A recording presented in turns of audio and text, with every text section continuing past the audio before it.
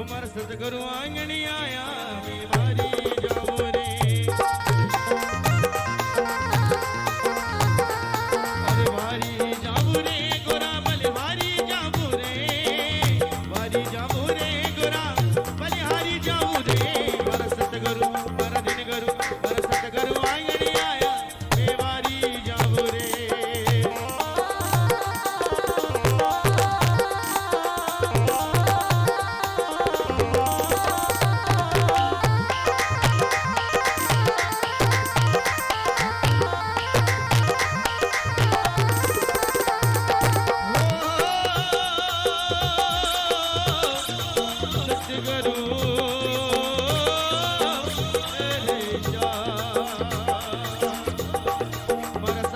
दर्शन दीना पर भाग्य मुझे कर दीना,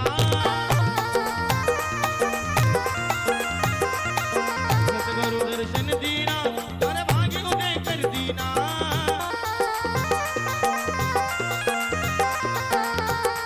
उमर कर्म परम सब सीना रे बेवारी जाओ रे। अरे भारी जाओ रे गोरा बलिहारी जाओ रे, वारी जाओ रे गोरा बलिहारी जाओ रे। गुरु वर सतगुरु आंगणी आया मेवारी जाओ रे।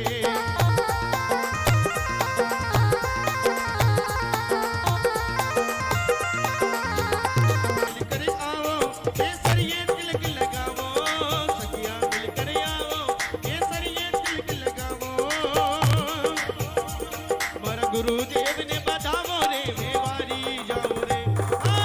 वारी जाओ रे गोरा बलिहारी जाओ रे, वारी जाओ रे गोरा बलिहारी जाओ रे।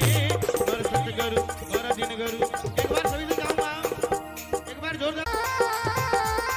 और कथा प्रवक्ता पंडित श्री सनकादिक जी शास्त्री जी भी साथ में आए हैं, उनका भी स्वागत की बेला है और कहना है। उमर सतगुरु आंगणी आया बीमारी जाओ रे।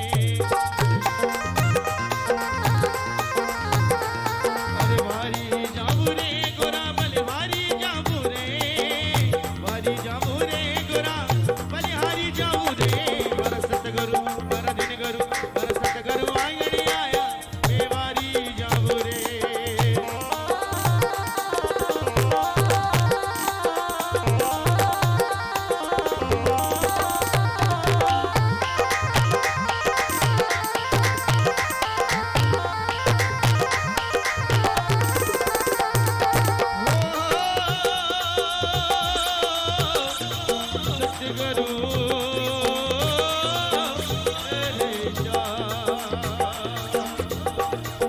सतगुरु दर्शन दीना पर भाग्य मुझे कर दीना,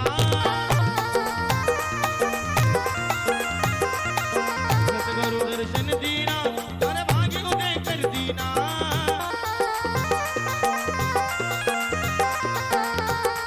उमर कर्म परम सब सीना रे बेवारी जाओ रे।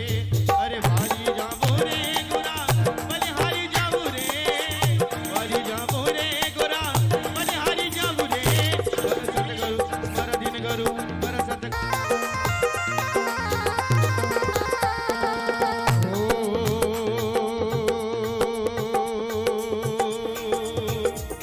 अरे सखिया मिलकर आओ केसरिये तिलक लगाओ, सखिया मिलकर आओ केसरिये तिलक लगाओ। मर गुरुदेव ने बताओ रे मेवारी जाओ रे। वारी जाओ रे गोरा बलिहारी जाओ रे, वारी जाओ रे गोरा बलिहारी जाओ रे। वर सतगुरु वर दिन गुरु एक बार सभी से गाऊंगा, एक बार जोरदार जयकारा बोले सतगुरु दीन दयाल की। अरे भारी जाओ रे गोरा बलिहारी जाओ रे, वारी जाओ रे गोरा बलिहारी जाओ रे। वर सतगुरु आंगणी आया बेवारी जाओ रे, वर सतगुरु आंगणी आया बेवारी जाओ रे।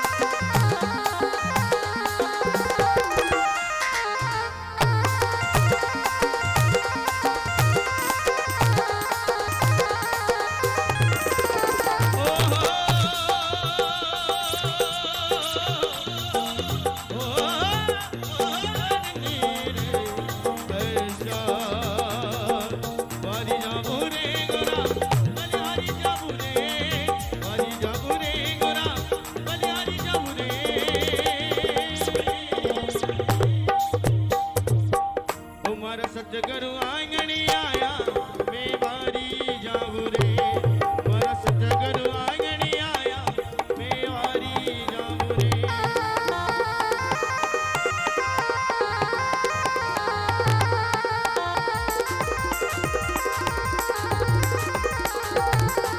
अरे बारी जाऊं रे गोरा बलिहारी जाऊं रे मारा सतगुरु आंगणी आया मैं बारी जाऊं रे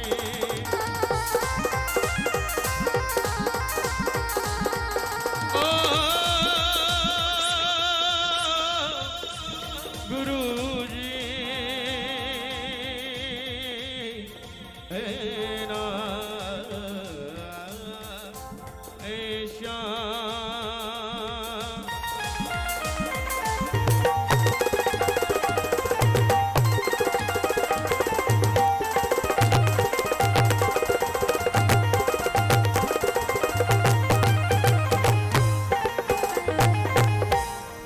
बोले सतगुरु दीन दयाल की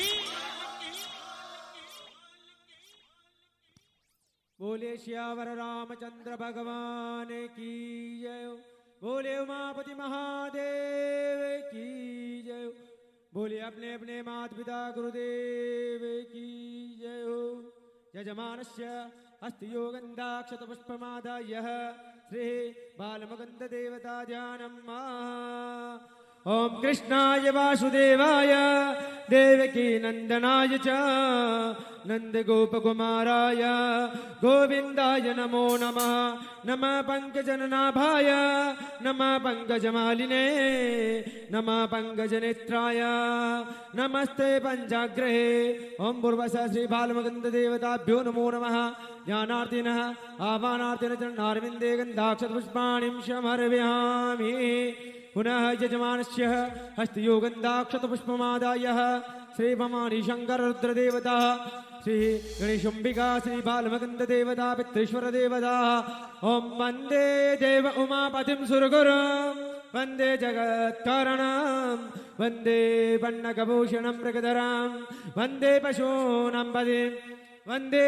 शूर्यशशङ्खविहनयन वंदे मुकुन्दप्रियां वंदे भक्तजनाश्रयं च वरदा वंदे शिवं शङ्करं हरिः ओम ओं गणानन्द्वा गणपतिग्गो हवामहे प्रियानन्द्वा प्रियपतिग्गो हवामहे निधिनन्द्वा निधिपतिग्गो हवामहे वसो मम आहमजानि कृपदमातमजाशि कृपदं महा मनोस्वयं मारुततुल्यवेग जितेन्द्रियं बोधिमतां वरिष्ठं वातास्मजं वानरयोधमुख्यं श्रीरामदूतं शरणं प्रपद्ये ओम पूर्वश श्री भवानी शंकर रुद्रदेवताभ्यो नमो नमः गणेशंबिका सहित हनुमत देवताभ्यो नमो नमः पितृश्वर देवताभ्यो नमो नमः चरणारविन्दे गन्धाक्षत पुष्पाणिं समर्पयामि चढ़ा दीजिए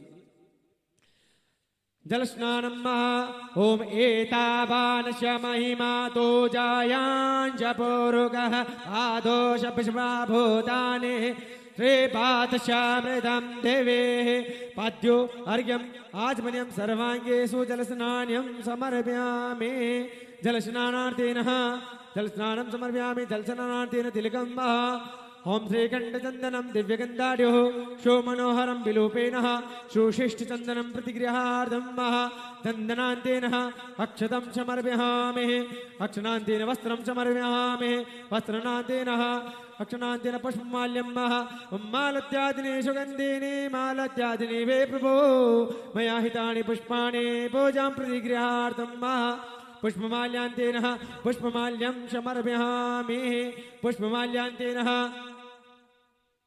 गुडपावकनादिनि विद्यान्तेन हरिः ओम ओम नाभ्य आशेदन्धारक्षगो शेषनोर्ज्यो समवर्धत पृथिव्यां भूमृत्युषः शूर्तार्तथा लोकान् अकल्पयन् गुडपावकनादिनि विद्यान्तेन ग्रासपत्रिकायान्तेन जलास्मिन् मुद्राभोजनं मध्याभोजनं मुखे प्रक्षालनम् स्तोत्रप्रक्षालनम् तद्वाङ्गत्तेन हिरण्यदक्षिणां हिरण्यदक्षिणान्तेन प्रार्थनापूर्वकं नमस्कारं करोमि ओंकारारविंदेन पदारविंदे मुखारविंदे विनिवेशयन्तं वटस्य पत्रस्य पुटे शयानं बालमुकुन्दं मनसा स्मरामि बालमुकुन्दं मनसा स्मरामि। ओम पूर्व श्री बालमुकुंद देवताभ्यो नमो नमः। प्रार्थना नमस्कारांति नमस्कारं करोमि। श्री व्यास देवता भोजनं श्री तिलकान्तेनः। ओम गुरुर्ब्रह्मा गुरुर्विष्णु गुरुर्देवो महेश्वर गुरुर्साक्षात् परब्रह्म तस्मै श्री गुरुवे नमो नमः। ओम शस्त्रनाभाय नमो नमः। मंगलपाजनाभाय नमो नमः। सहस्रमूर्ते सहस्रानंताय नमो नमः। पुष्पमाल्यं महा ओम मालत्यादिने सुगन्धेनि मालत्यादिने वे प्रभो मया हितानि पुष्पाणि पूजां प्रतिगृहार्थं महा पुष्पमाल्यान्तेनः पुष्पमाल्यं महा पुष्पमाल्यार्पणं महा। दक्षिणां स्वरूपः सम्प्रभेटः प्रचलितस्वर्ण दक्षिणां समर्पयामि।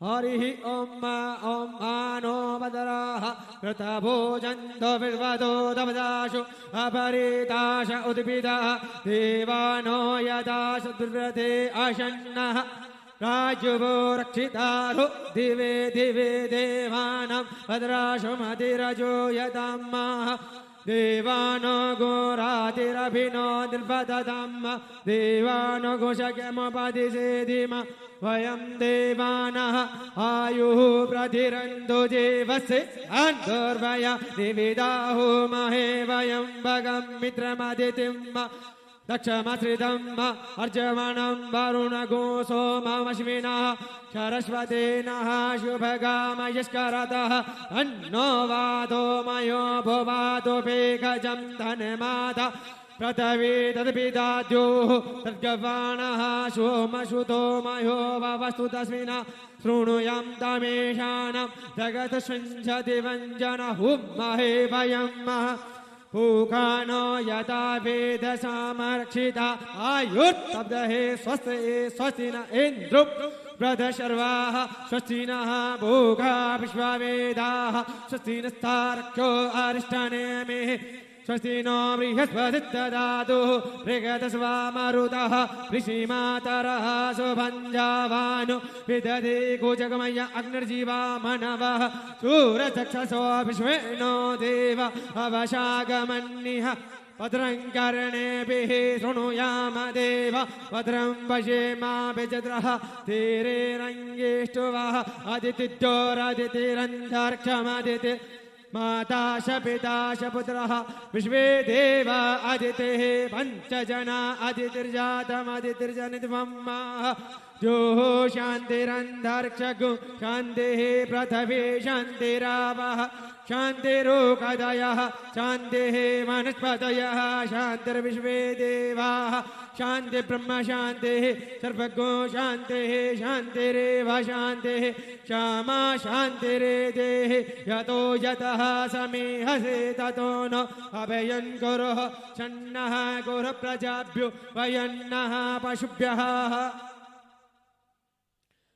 ओम नमो ओम भद्रं कर्णेभिः शृणुयाम रङ्गेषु श्रुत्वा न शरदो अन्तिदेव चतुरान् जगराजरशं धनूनां उदराशो चतुरादितिरन्तरिक्षः मदितिर्माता शपिता शपुत्राः विश्वे देवा आदितिः पञ्चजनाः अदितिर्जातमदितिर्जनित्वम् ॐ द्योः शान्तिरन्तरिक्षगो शान्तिः पृथ्वीः शान्तिरापः शान्तिरोगदयः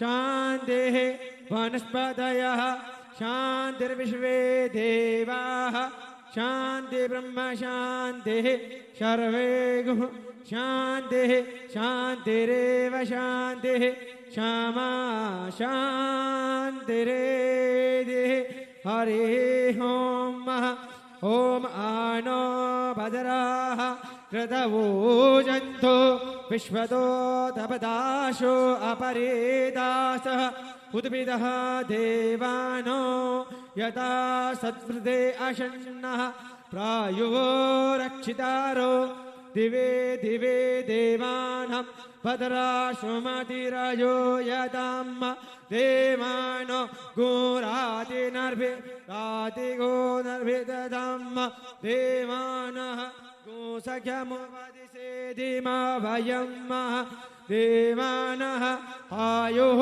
प्रतिरन्तु जीवसे तान् पूर्वया निविदाहुमहे वयं भगं मित्रमदितिं दक्षमश्रिधं अर्जमणं वरुणघोषो ममश्विनः सरस्वतीनः शुभगामयस्करदः तन्नो वातो मयो भुवातो वेगजम्माः ॐ अधिरधिरन्तरिक्षमदिते माता शपिता शपुत्रा विश्वे देवाः अदितिः पञ्चजना अदितिर्जातिः मदितिर्जनित्वं द्योः शान्तिरन्तरिक्षगुः शान्तिः पृथिवी शान्तिरापः शान्तिरोकदयः शान्तिः वनस्पतयः शान्तिर्ः विश्वे देवाः शान्तिः ब्रह्म शान्तिः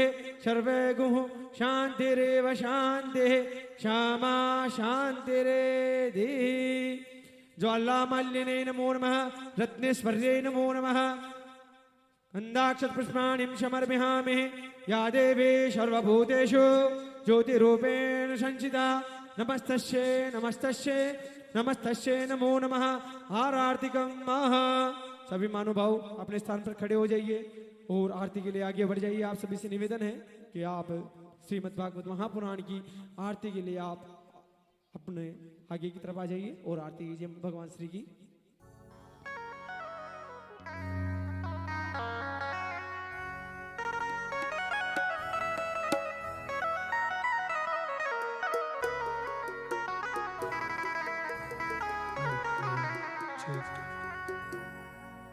ओम चेत ओम ओम ओम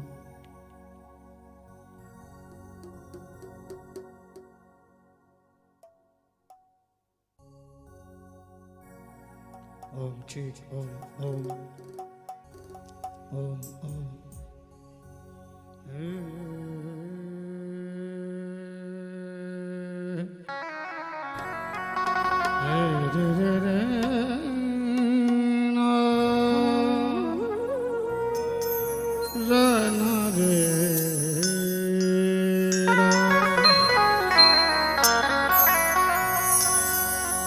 वक्रतुंड महाकार्य सूर्यकोटि समप्रभ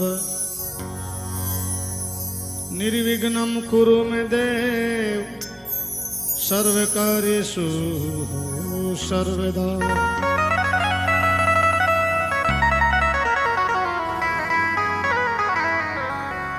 अखंडमंडलाकारं व्याप्तेन येन चराचरं तत्पदं दर्शितं येन तस्मै श्री गुरुवे नमः। भूति भवन चंद्रशेखर गंगाधर त्रिलोचनम जयोकारे महाकाले मृत्युंजय भय मोचनम। आरती करो हर हर की करो नटवर की बोल शंकर की। आरती करो शंकर की आरती करो हर हर की करो नटवर की बोल शंकर की। आरती करो शंकर की आरती करो शंकर की।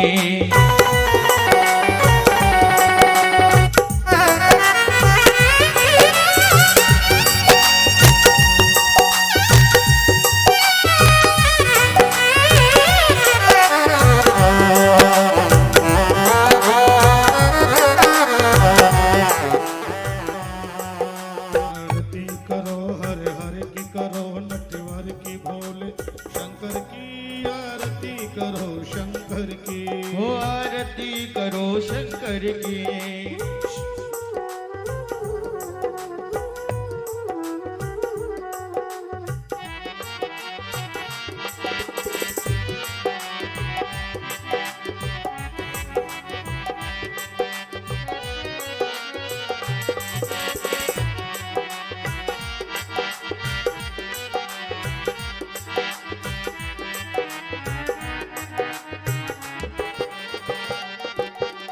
सिर पे सज का मुकुट संवारे, तारों की पायल जनकारे।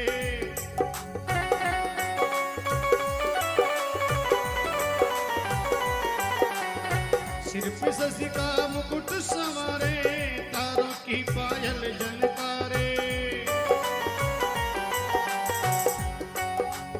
धरती अंबर डगमग डोले हो,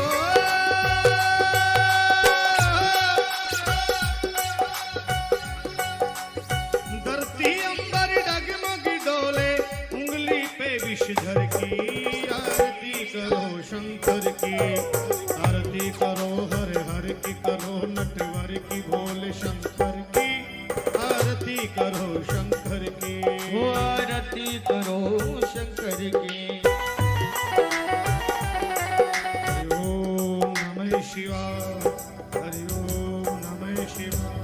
हो हरि ओम नमः शिवाय, हरि ओम नमः शिवाय।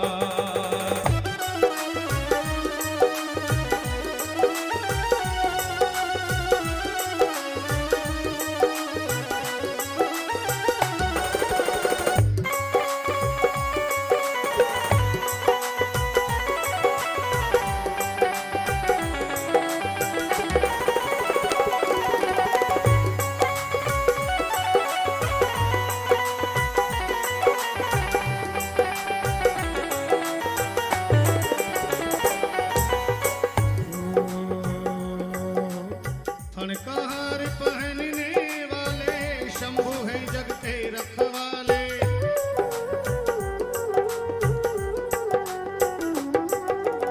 फण का हार पहनने वाले, शंभु है जग के रखवाले।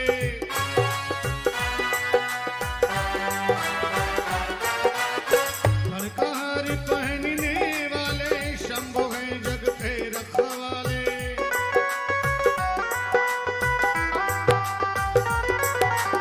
सकल चराचर नाचे तांडवे, अरे सकल चराचर नाचे तांडव। उंगली पे विषधर की आरती करो शंकर की। हो आरती करो शंकर की। आरती करो हर हर की, करो नटवर की, भोले शंकर की।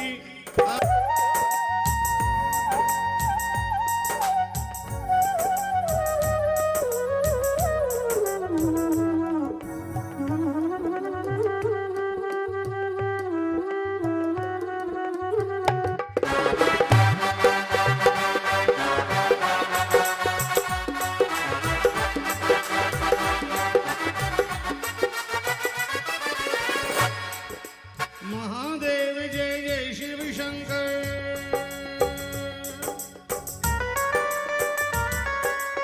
जय गंगाधर जय डमरूधर। महादेव जय जय शिव शंकर। डमरूधर। महादेव जय जय शिव शंकर। महादेव जय जय शिव शंकर। जय गंगाधर जय डमरूधर।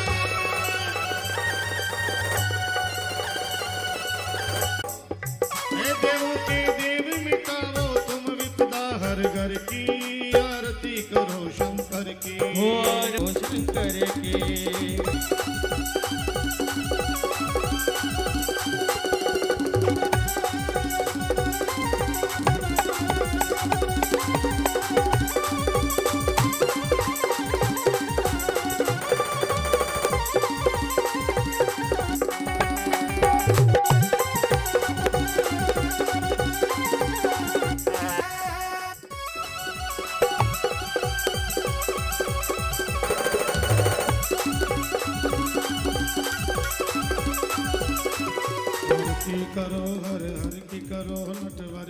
बोल शंकर की आरती करो शंकर की हो आरती करो शंकर की आरती करो शंकर की आरती करो हर हर की करो हर की बोल शंकर की आरती करो शंकर की हो कपूरी घोरम करुणावतारम संसार सारम भुजगे हारम सदा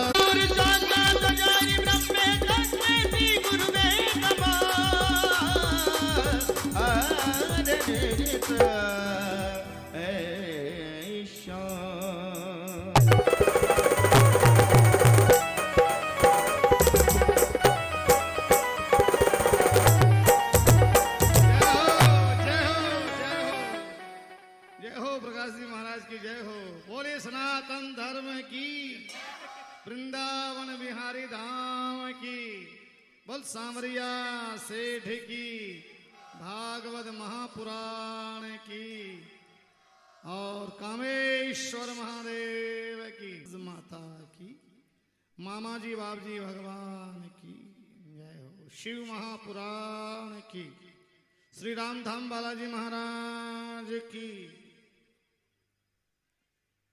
आइए भगवान की कथा श्री श्री 1008 श्रीमद् भागवत महापुराण साथ में चल रहा है और भगवान श्री नारायण की कृपा हो रही है। ठाकुर जी महाराज विराजे हैं।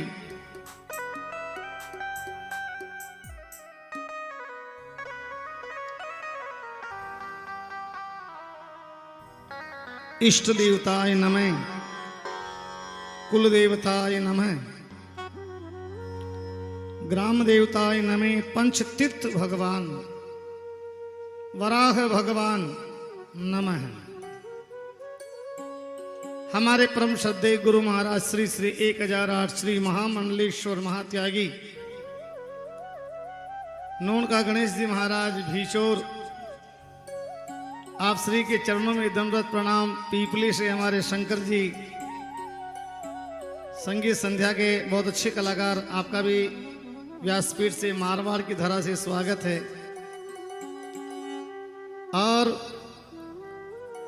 हमारा आराध्य देव श्री रामधाम बालाजी महाराज अरण्या धारड़ी तहसील सिंगोली जिला नीमच,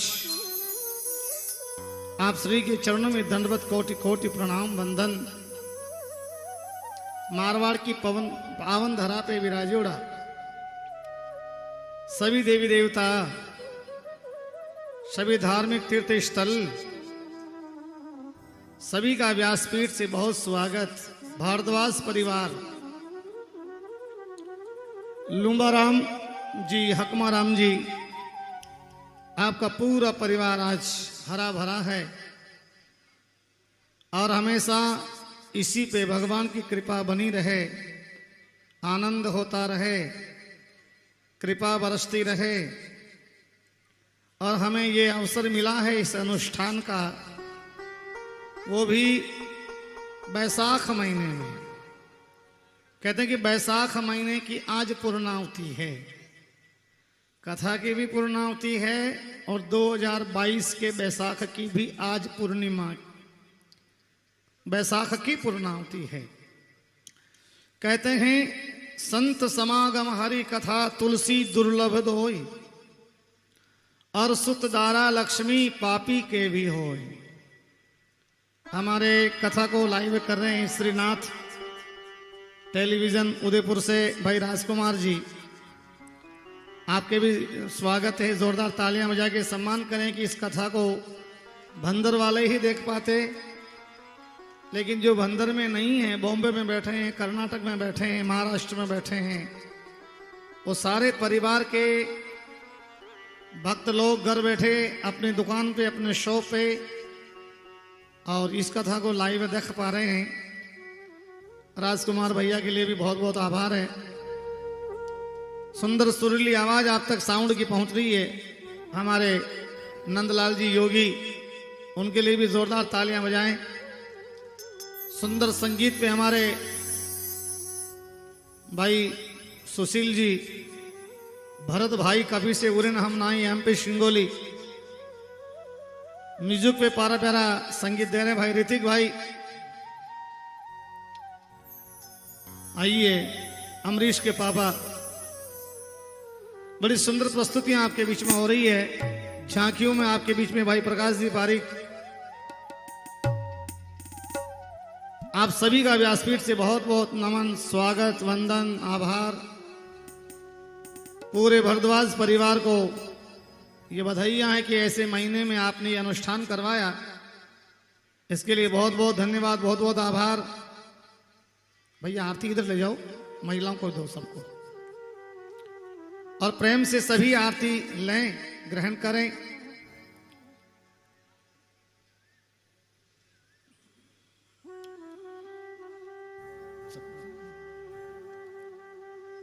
श्रीमद् भागवत कथा का आज 7वां दिवस है, 7वां दिवस है। आचार्य सुखदेव भगवान ने परीक्षित महाराज को 7वें दिन की कथा श्रवण करवाई है। 6 दिन से लगातार भगवान के चरित्रों का वर्णन सुन रहे हैं, श्रवण कर रहे हैं, और कहते हैं कि 7वें दिन में उनको सांप डसे, तक्षक नाम का सांप डसे, इसलिए उनका मोक्ष हो जाए, कल्याण हो जाए। ऐसी भावनाओं के साथ मरने वाले व्यक्ति को हमेशा भगवान का रस पीना चाहिए, भगवान की कथाओं का श्रवण करना चाहिए। श्रीमद् भागवत महापुराण एक ऐसा ग्रंथ है जिसे सुनने से मोक्ष की प्राप्ति होती है, कल्याण होता है, जीवन में मंगल ही मंगल होता है। हमें आचार्य सुखदेव भगवान से प्रेरणा मिली है, आशीर्वाद मिला है कि परीक्षित सम्राट ने, परीक्षित भी कोई मामूली राजा नहीं थे, ज्ञान ध्यान धुरंधर चक्रवर्ती सम्राट थे, क्योंकि हस्तिनापुर के राजा हुए थे जिनका सामना कलयुग से हुआ था, और कलयुग को 4 घर रहने के लिए हिम्मत से दिए थे। कलयुग ने अच्छी बताई कि मेरे में अच्छाई भी है, तो कहते हैं इसी के कारण कलयुग को सोने में निवास दिया। राजा की बुद्धि पे कलयुग बैठा, शमिक ऋषि के गले में सांप डाला, मृतक सांप, और श्राप मिल गया, 7वें दिन में तुम्हें सांप डसेगा। इसी कारण से राजा ने 7 दिवस की कथा श्रवण की, पितरों के मोक्ष के लिए, पूर्वजों के कल्याण के लिए, सती माता, अपने जो भी इष्ट देवता हैं उनके मोक्ष के लिए, सुख शांति के लिए, परिवार के सुख शांति के लिए भागवत कथाएं की जाती है, करवाई जाती है। और समय ऐसा होना चाहिए जैसा अभी बहुत ही सुंदर पवित्र महीना है, वैशाख महीना। आज वैशाखी पूर्णिमा है, कितनी जीवों की अस्थियां आज गंगा जी में विसर्जन होती है। वैशाख स्नान करने वाले आज वैशाख का दान करते हैं, हड्डियों का दान करते हैं, अपनी भावनाओं का दान करते हैं, और गंगा जी में समाहित करते हैं प्रवेश। आज का दिन बड़ा पावन पवित्र दिन है। भागवत कथा की आज मारवाड़ की पावन धरा में पूर्णाहुति है, और आई भगवान कृष्ण कन्हैया का मथुरा नगरी में आगमन हुआ, कंस जैसे पापियों का संहार किया। भगवान श्री श्याम सुंदर ने गुरु दीक्षा के लिए उज्जैन नगरी का आश्रय लिया, गुरु दीक्षा ग्रहण की, और कहते हैं कि यहीं से भगवान श्री कृष्ण का जीवन गुरु दीक्षा के बाद मथुरा की तरफ आए तो 17 बार जरासंध ने चढ़ाई की थी। 18वीं बार में भगवान ने विश्वकर्मा जी का आह्वान करके और द्वारिका का निर्माण करवाया। भगवान द्वारिका पधारे थे। द्वारिका में भगवान श्री नारायण का विवाह हुआ रुक्मणी जी के साथ। कहते रुक्मणी जी भगवान की पहली पटरानी हुई है। भगवान जब उनको लेके आए, हरण करके लाए, तो रुक्मी ने रास्ता रोका था, क्योंकि भगवान को बंदी बनाना था, पकड़ना था, जेल में डालना था, क्योंकि ग्वाला ही समझते थे वो अनभिज्ञ राजा। कृष्ण जी को ग्वाला समझते थे कि ग्वाल के घर में जन्म लिया, खेती बाड़ी वाले के घर में जन्म लिया। तो कहते हैं भगवान कृष्ण कन्हैया को बंदी बनाना था, लेकिन भगवान कृष्ण कन्हैया इतने सुंदर थे, इतने सुंदर थे भगवान, कि जब भगवान रुक्मिणी को लेके निकले तो किसी की हिम्मत नहीं हुई कि इनको पकड़ लें, बंदी बना लें। और भगवान वहां से सीधे आए तो रुक्मिणी ने गुप्त रास्ते से भगवान को पकड़ने की कोशिश की, लड़ाई की। तो भगवान कृष्ण कन्हैया ने रुक्मिणी का सर काटने का सुदर्शन चक्र का आह्वान किया, मारने लगे। रुक्मिणी जी ने हाथ जोड़ के पांव पकड़ लिए, नाथ दुनिया कहेगी बहन तो गई जो गई, भाई के प्राण भी लेगी, मैं कलंकी नहीं हो जाऊंगी, और मैं आपकी रानी हूं, आप कलंकित हो जाएंगे। आप मेरे बड़े भैया को मारिए नहीं। हाँ, कन्या के विरुद्ध इन्होंने षड्यंत्र रचा है, आपको इन्होंने भगवान स्वीकार नहीं किया, और हम आपको बचपन से भगवान स्वीकार करते हैं। आप ऐसा कोई ज्ञान दो इनको, ऐसी कोई विद्या दो, ऐसा थोड़ा सा दंड दे दो जिससे मरे नहीं, प्राण नहीं जाए। तो पता है भगवान कृष्ण कन्हैया ने रुक्मिणी के साथ क्या किया था? भगवान ने सालाजी को मारा नहीं, सालाजी के साथ दंड जरूर दिया था। उदंडता कर रहे थे तो क्या दंड दिया भगवान ने? एक तो मूछें बहुत बड़ी थी, एक बाल बहुत लंबे थे, तो भगवान ने क्या सजा दी? सुदर्शन चक्र तो धारण कर लिया, तो उस रुक्मिणी की आधी मूछ काट दी। क्या किया भगवान ने? सालाजी की आधी मूछ काट दी और आधे बाल काट दिए। अभी जो आजकल फैशन चल रहे ना, 1 साइड 2 साइड, अभी छोटे छोटे बच्चे हमारे युवा जनरेशन के पश्चात संस्कृति में जी रहे हैं। इधर के बाल बिल्कुल नहीं साफ, पीछे के बाल बिल्कुल साफ, इस साइड के बाल बिल्कुल साफ, बीच में बाल है केवल थोड़े से। ये फैशन हमारे नंदलाल भगवान कृष्ण कन्हैया ने द्वापुर में चला दी थी। उस समय रुक्मिणी के आधे बाल काट दिए थे, 1 साइड। देखो ना, 1 साइड है नहीं, यहां कोई नहीं है अभी। 1 साइड 2 साइड वाले ये है ना भैया, हमारे छोटे छोटे बच्चे देखो, इनके 1 साइड 2 साइड। ये फैशन आज की नहीं है। भगवान कन्हैया ने रुक्मिणी के आधे बाल काट के, आधी मूछ काट करके उसको सजा दी थी। सजा, जिसकी आधी मूछ कट जाती है, जिसके आधे बाल कट जाते हैं, उसको सजा मिलती है। लेकिन आज का दौर फैशन का है, आजकल कहीं भी कुछ कर लो आप फैशन बन जाती है। भगवान कन्हैया ने इस प्रकार से सजा देकर के पधारे थे। ब्रह्मा जी आदि सब ब्राह्मण वृंद आए और भगवान श्री नारायण का विवाह संपन्न हुआ था। कथा को यहीं से आगे बढ़ाते हैं। कुछ समय भगवान का बीतने के बाद भगवान की कृपा से भगवान की रुक्मिणी के द्वारा पहली संतान का जन्म हुआ था। उसका नाम प्रद्युम्न रखा गया है। क्या नाम था? भगवान के पहले बेटे का प्रद्युम्न रखा गया है। 17 दिन का था और शंबरासुर ने उसका हरण कर लिया। शंबरासुर एक दैत्य था जो पूरे संसार पे कब्जा जमाना चाहता था। ब्रह्मा जी से पूछा मेरी मौत किसके हाथ से होगी? ब्रह्मा जी ने कहा तू किसी के हाथ से नहीं मरेगा जब तक भगवान का विवाह नहीं होगा। भगवान की पहली रानी रुक्मिणी आएगी, उसकी पहली संतान होगी, जिससे तेरा वध होगा, वो तेरे मृत्यु का कारण बनेगा। तो शंबरासुर इंतजार कर रहा था ये शिशुपाल की तरफ विवाह में, रुक्मिणी की तरफ, सबकी तरफ से ये भी था शंबरासुर भी विघ्न डालने में। लेकिन भगवान ले आए रुक्मिणी जी को, तो इसने क्या किया? इंतजार किया कि मैं रुक्मिणी का हरण कर लूं। तो रुक्मिणी जी के तो बहुत व्यवस्थाएं थी, लेकिन इसका दाव नहीं लगा। तो इसने क्या किया? भगवान के पहले बेटे का आकाश मार्ग से रास्ता बना करके छोटे बच्चे का हरण कर लिया था और उसको जल में डाल दिया, समुद्र में डाल दिया। एक मछली निकल गई।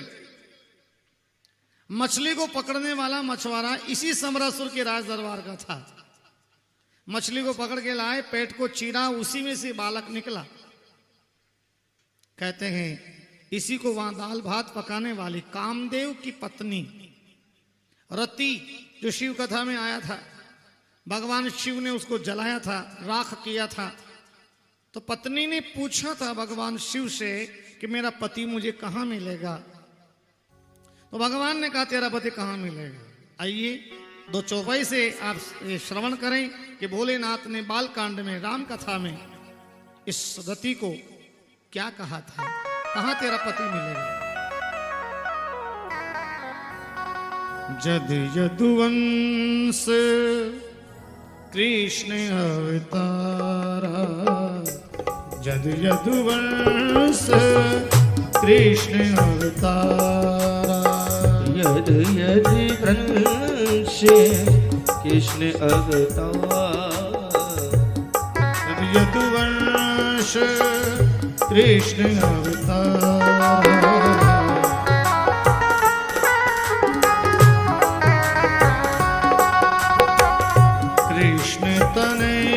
सुते होय पति तोरा। श्री राम जय राम, जय जय राम। जद यदुवंश कृष्ण अवतारा, यद यदुवंश कृष्ण अवतारा, कृष्ण तने सुते होय पति तोरा। श्री राम जय राम, जय जय राम।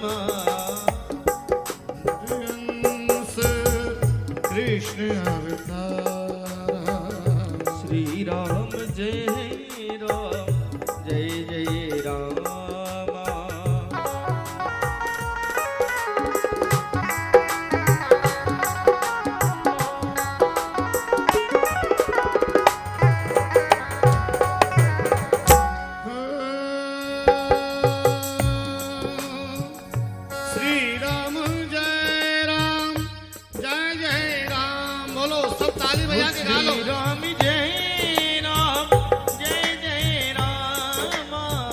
श्री राम जय राम, जय जय राम। श्री राम जय राम, जय जय राम। श्री राम जय राम, जय जय राम। ओ श्री राम जय राम, जय जय राम। श्री राम जय राम, जय जय राम। श्री राम जय राम, जय जय राम। हरे राम, राम राम हरे हरे। हरे राम, राम राम हरे हरे। हरे कृष्ण, कृष्ण कृष्ण हरे हरे। हरे कृष्ण, हरे कृष्ण, कृष्ण कृष्ण हरे हरे। हरे कृष्ण, हरे कृष्ण, कृष्ण हरे हरे।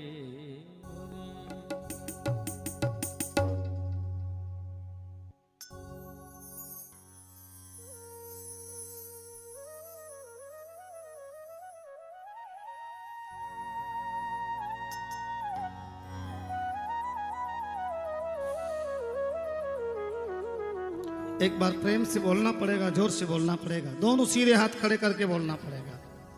सीधे हाथ, जिसके हाथ ऊपर उनके भाग्य किस्मत सुपर। क्योंकि भगवान नारायण ऊपर हैं, पितृ देवता ऊपर हैं, पूर्वज देवता ऊपर हैं। ऊपर से देख रहे हैं, कैमरा लगे ऊपर से, बिल्कुल सीधे हाथ। हरे राम, राम राम हरे हरे। हरे कृष्ण, कृष्ण कृष्ण हरे हरे। जोर से बोलना। हरे राम, राम राम हरे हरे।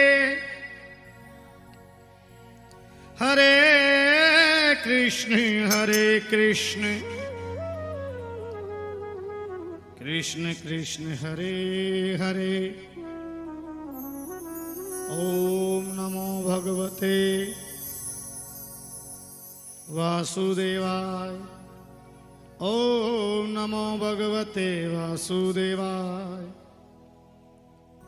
जय जय श्री राधे। महामंत्र है ये, हमेशा पल्ले बांध ले जाना। पीहर वाले ससुराल जाएं, ससुराल वाले पीहर आए, सब भूल जाना लेकिन इसे मत भूलना। पर्स भूल जाना, मोबाइल भूल जाना, सब कुछ भूल जाना लेकिन इसे मत भूलना। इसे पल्ले बांध के ले जाना। और इसको लेने की विधि, होठ ना हिले, जुबान ना हिले, शरीर ना हिले, सावधान मुद्रा में बैठ के आते श्वास में भी बोलना और जाते श्वास में भी बोलना। आते श्वास में भी बोलना, जाते श्वास में भी बोलना। कभी भी बोल सकते हैं, इसके लिए कोई मना ही नहीं है। और इसके लिए समय नहीं, पाबंद नहीं है। सुबह उठे के बासी मुंह है, बोले कि नहीं बोले। बासी मुंह तो जब रहेगा कि आप जुबान से बोलोगे तो जुबान बासी, दांत बासी है, मुंह बासी है, श्वास थोड़ी बासी है। श्वास तो एक जैसा चल रहा है। इसलिए विधान कहता है कि आप मंजन करने के बाद बोलें, तो आप जब जोर से बोले किसी को सुनाएं तो, स्नान करने के बाद बोले किसी को सुनाएं तो, अंदर वाले को सुनाना है। तो वो तो 24 घंटे सुन रहा है आपकी, वो तो हर घड़ी सुन रहा है, हर पल सुन रहा है। तो उसको तो आप श्वास के माध्यम से ही सुना सकते हैं। आते श्वास में भी बोलना और जाते श्वास में बोलना। इस कथा का मूल सार यही है। सारी बातें आइए आपको याद रहे ना रहे, लेकिन एक बात आप पकड़ लेंगे तो कहते हैं कि एक साधे सब सधे, सब साध्या सब जाए। एक को पकड़ लो बस। अब राम को मानते हैं तो राम को जपिए, कृष्ण जी को मानते हैं तो कृष्ण को जपिए, शिव जी को मानते हैं तो शिव जी को जपिए। ऐसा कहीं नहीं है कि राम को छोड़ के कृष्ण को जपो, कृष्ण को छोड़ के शिव को जपो, शिव को छोड़ के आप इसी और किसी को पकड़ो। एक साधे सब साधे, एक पकड़ लो। एक बिना पकड़े कल्याण नहीं हो सकता। कितना ही धन कमा ले, अच्छे मकान बना ले, अच्छी फैमिली हो जाए, अच्छी परिवार हो जाए, ये गृहस्थ आश्रम में पहली प्राथमिकता है। लेकिन आए किसके लिए? मनुष्य जीवन मिला किसके लिए? 84 लाख योनियों में जीव भटका है। अपन सांप भी बने, चूहा भी बने, और जितनी योनियां हैं सब में अपन भटके, और आखिरी योनि मिली। भगवान से कहा कि एक बार स्वतंत्र मानव बना दो। हमारी इच्छा हो जब उठें, इच्छा हो जब सोएं, इच्छा हो जो खाएं, इच्छा हो जो पहने, एक बार मानव बना दो। मानव एक बार बना दो। बड़ी मिन्नत के बाद, प्रार्थना के बाद हमें ये मनुष्य चोला मिला है। और इस चोले में संतों ने लिखा है कि बिल्कुल ऐसा करना है जिससे भगवान की कृपा बनी रहे। इतना गाया है, कुछ पल की जिंदगानी, कुछ पल की जिंदगानी, एक रोज सबको जाना, बरसों की तू क्यों सोचे, पल का नहीं ठिकाना।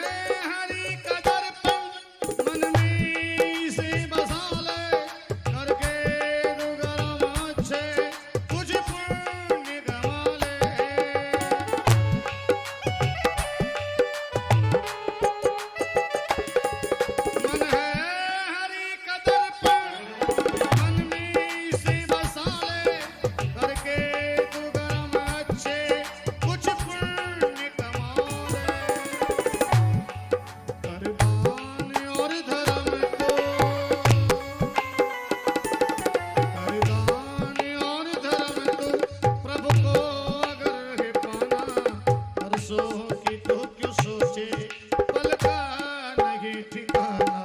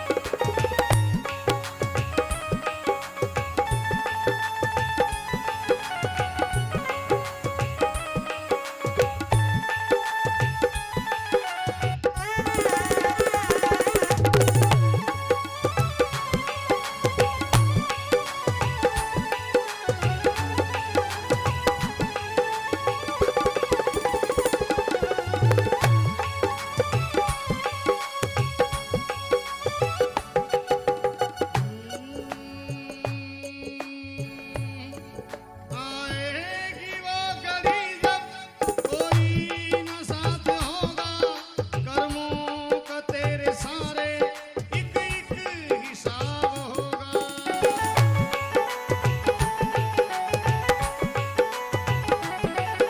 आएगी वो घड़ी जब कोई न साथ होगा, कर्मों का तेरे एक एक सारा हिसाब होगा। ये सोच ले अभी से, ये सोच ले अभी से, ये वक्त फिर ना आना। परसों की तो क्यों सोचे पल का नहीं ठिकाना।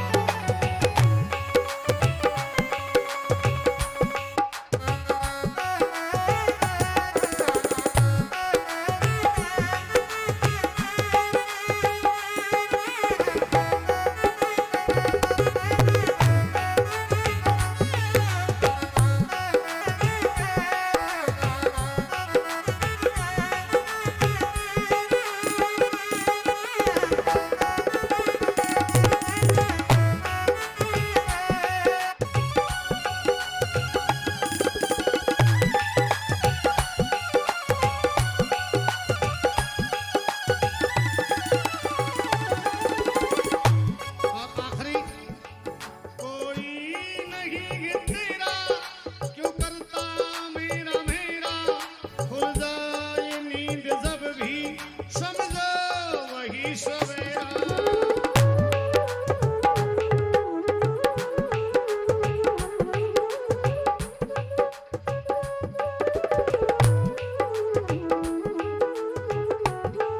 कोई नहीं है तेरा, करता मेरा मेरा। भूल जाए नींद जब भी समझो वही सवेरा।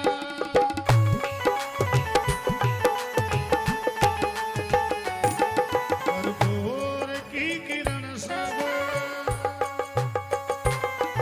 और भोर की किरण सब, हरि का भजन तो गाना।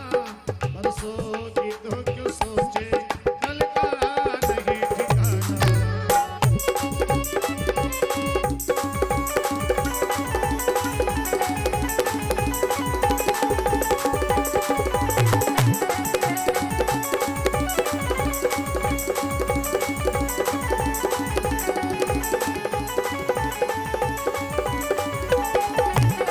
कुछ पल की जिंदगानी,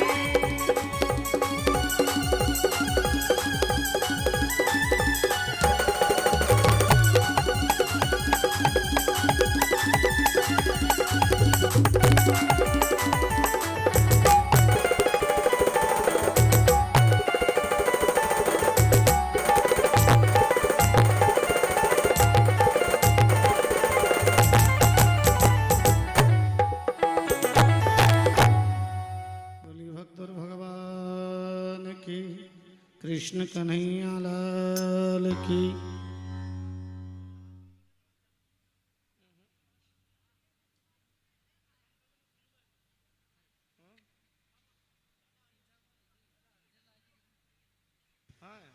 आइए, भगवान श्री नारायण की कृपा हुई है।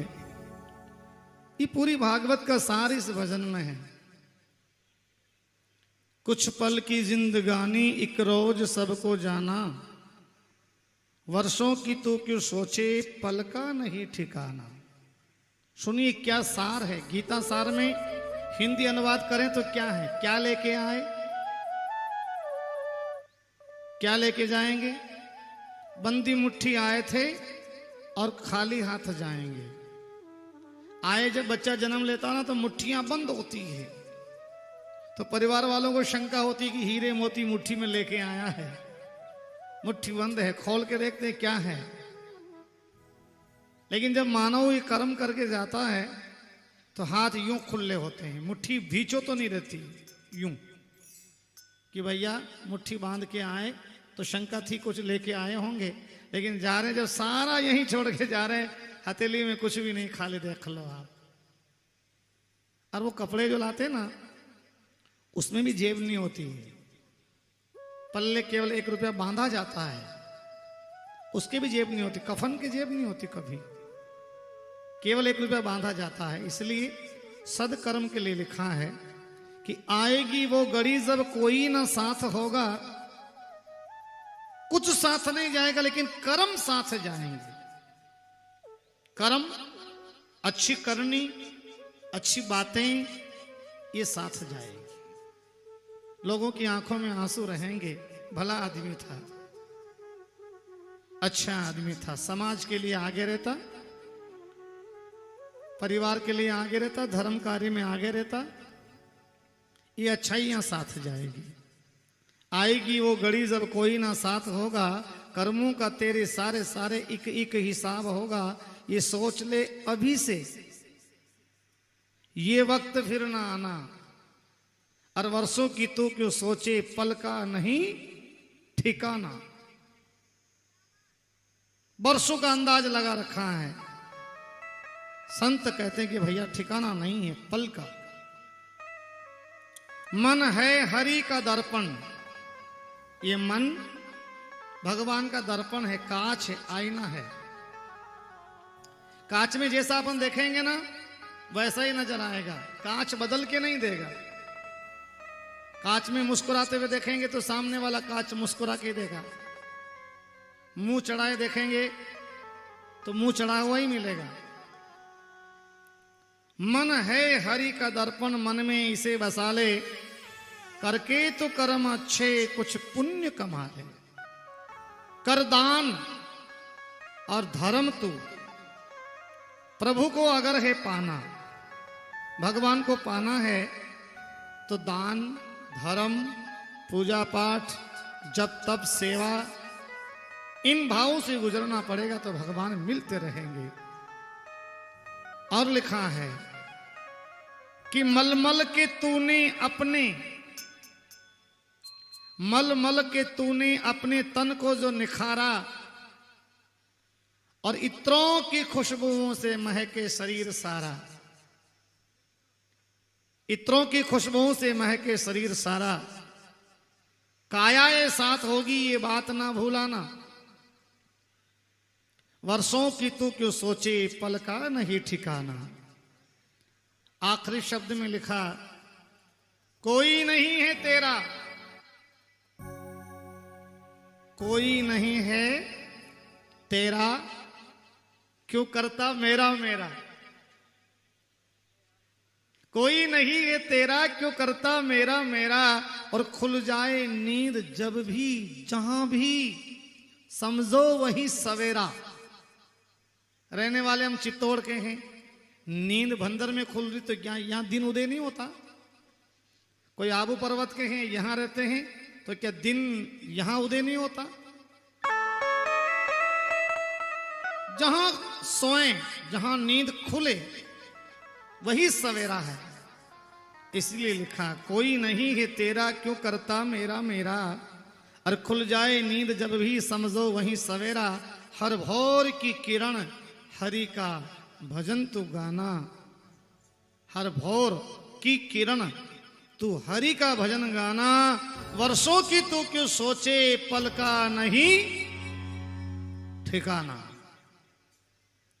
भगवान कृष्ण की कथा में रुक्मिणी जी के यहां पहला पुत्र हुआ, सम्रासुर ले गया, जल में डाल दिया, और वो रति कामदेव की पत्नी, जिसे भगवान ने कहा जदु यदु वंश कृष्ण अवतारा हो ये वो भुवन भवन मही भारा, कृष्ण तने सुध हो पति तोरा,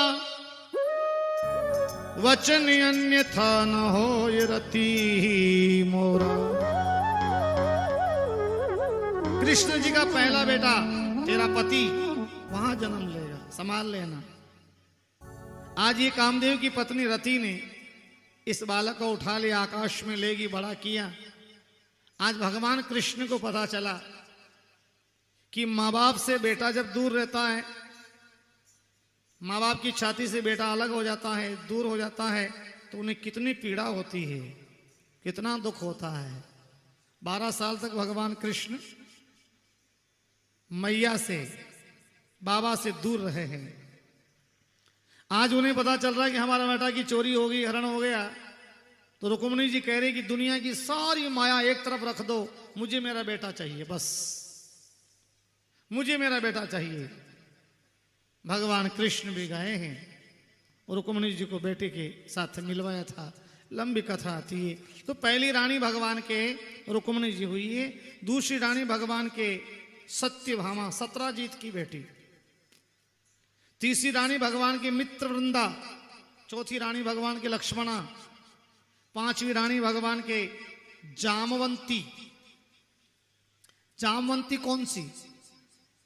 वही जामवंती एक बार प्रसेन आया था मणि लेकर के, उसका छोटा भाई मणि को धारण करके भगवान लेने लगे, दिया नहीं, जंगल में चला गया, तो एक शेर ने प्रसेन को मार दिया था, और भगवान कृष्ण मणि के पीछे पीछे गए। शामंतक मणि, कौन सी मणि? शामंतक मणि के पीछे भगवान कलंकित हो गए थे। जंगल में गए तो जामवंती ने उस मणि को छीन लिया था, शेर से मार के जामवंत जी महाराज ने लड़ाई की थी। फिर भगवान कृष्ण भी मणि के पीछे गए, प्रसेन मरा हुआ मिला, घोड़ा मरा हुआ मिला, रथ टूटा हुआ मिला। भगवान गुफा में गए तो आगे शेर भी मरा हुआ मिला। तो आगे जामवंत जी महाराज और भगवान कृष्ण के यहां बहुत लंबी लड़ाई हुई थी। पहले लड़ाई का नियम था, आजकल लड़ाई का नियम नहीं है, बिना प्लानिंग की लड़ाई होती, बस थोड़ा कुछ हुआ और आपा खो देता आदमी। पहले शास्त्रों की लड़ाई को देखिए आप, महाभारत का इतना बड़ा संग्राम हुआ था, लेकिन सूर्यास्त में जब शंख बज जाता था तो दोनों सेनाएं एक जगह रुक जाती थी, वहीं की वहीं। पधारिए महाराज जी, महाराज जी के लिए तालियां बजाएं, सम्मान करें। कहते हैं पहले लड़ाई का कुछ नियम था, नियम हुआ करता था, लड़ाइयां होती थी। उसके महाभारत की लड़ाई में देखिए आप, नियम बने थे, धर्म के रास्ते बनाए। घोड़े वाले से घोड़े वाला ही लड़ेगा, हाथी वाले से हाथी वाला ही लड़ेगा, पैदल वाले से पैदल वाला लड़ेगा, और रथ वाले से रथ वाला लड़ेगा। हाथी वाला रथ वाले से नहीं लड़ेगा। नियम बनाए थे। और जब तक शंख ध्वनि नहीं होवे, दोनों सेनापतियों की, अध्यक्षों की, जब तक लड़ाई प्रारंभ नहीं होगी, चाहे दिन बीत जाए। तो नियम थे पहले। जामवंत जी महाराज कृष्ण भगवान लड़े, कहते हैं कि 28 दिन तक लड़ाई चली थी गुफा में। जामवंती देखती रही, लेकिन जामवंत जी महाराज हारे नहीं। अंत में भगवान कृष्ण के सामने जामवंत जी ने हाथ जोड़ा, प्रभु मेरे जैसा बलवान कोई है नहीं, मेरे सामने लड़ने वाला कोई टिकता नहीं, आप 27 दिन से मेरे सामने खड़े हो कौन?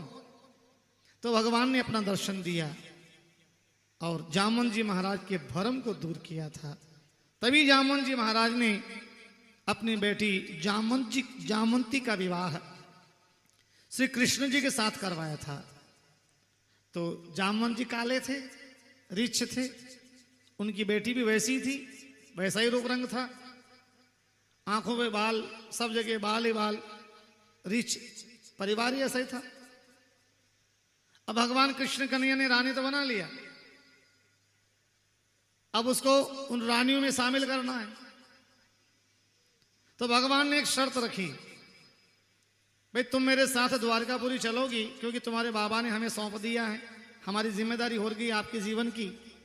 लेकिन हमारी एक शर्त है, जब तक हम नहीं कहें तब तक आपको घूंघट लंबा निकालना पड़ेगा। ये मुंह किसी को दिखाना नहीं पड़ेगा, वरना गांव के सब छोरे छोरी भग जाएंगे, औरतें डर जाएगी, गांव के लोग डर जाएंगे, क्योंकि रीछ की रीछड़ी। आपको घूंघट निकालना पड़ेगा, और घूंघट लंबा निकालना पड़ेगा, कस के दबाना पड़ेगा, कोई मुंह देख ना ले। हम जब तक ना कहें आप किसी को मुंह नहीं दिखाओगे। ठीक है प्रभु, अब तो आपकी अर्धांगिनी बन गए हैं, आपकी दासी बन गए हैं, आपकी छाया बन गए हैं, जैसा आप कहोगे वैसा ही तो रहना पड़ेगा, आपका आदेश का पालन होगा प्रभु। भगवान गाजे बाजे से ले आए जामवंती को और संदेशा भेज दिया, द्वारपाल के साथ भगवान विवाह करके आ रहे हैं। तो बड़ी रानी तो रुक्मिणी जी है, बड़ी रानी रुक्मिणी जी, जितनी भी रानियां आई ना, सबका सम्मान स्वागत आदर भाव रुक्मिणी जी ने दिया था। उनको अंदर लेना, थाल से आरती उतारना, स्वागत करना, ये सारी जिम्मेदारियां रुक्मिणी जी की थी। कि रुक्मिणी जी सबसे बड़ी रानी थी, पटरानी थी, महारानी थी। पता चला कि भगवान जामवंती को लेके आ रहे हैं, तो द्वार पे थाल सजा दिया, पूजा की थाली तैयार है, दीपक तैयार है, माला तैयार है स्वागत के लिए। आती रुक्मिणी को सूचना मिली, भगवान कृष्ण ने कहा कि जितनी रानियां अब तक राजभवन में है, उससे सबसे सुंदर स्त्री हम लेके आ रहे हैं, राजभवन में द्वारिका में लेके आ रहे हैं, सबसे सुंदर।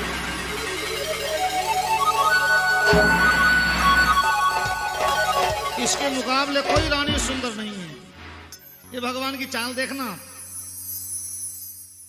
अब जैसे ही जामवंती को लेके भगवान दरवाजे पे आए, रुक्मिणी जी को सूचना मिली कि आपसे भी सुंदर आ रही है।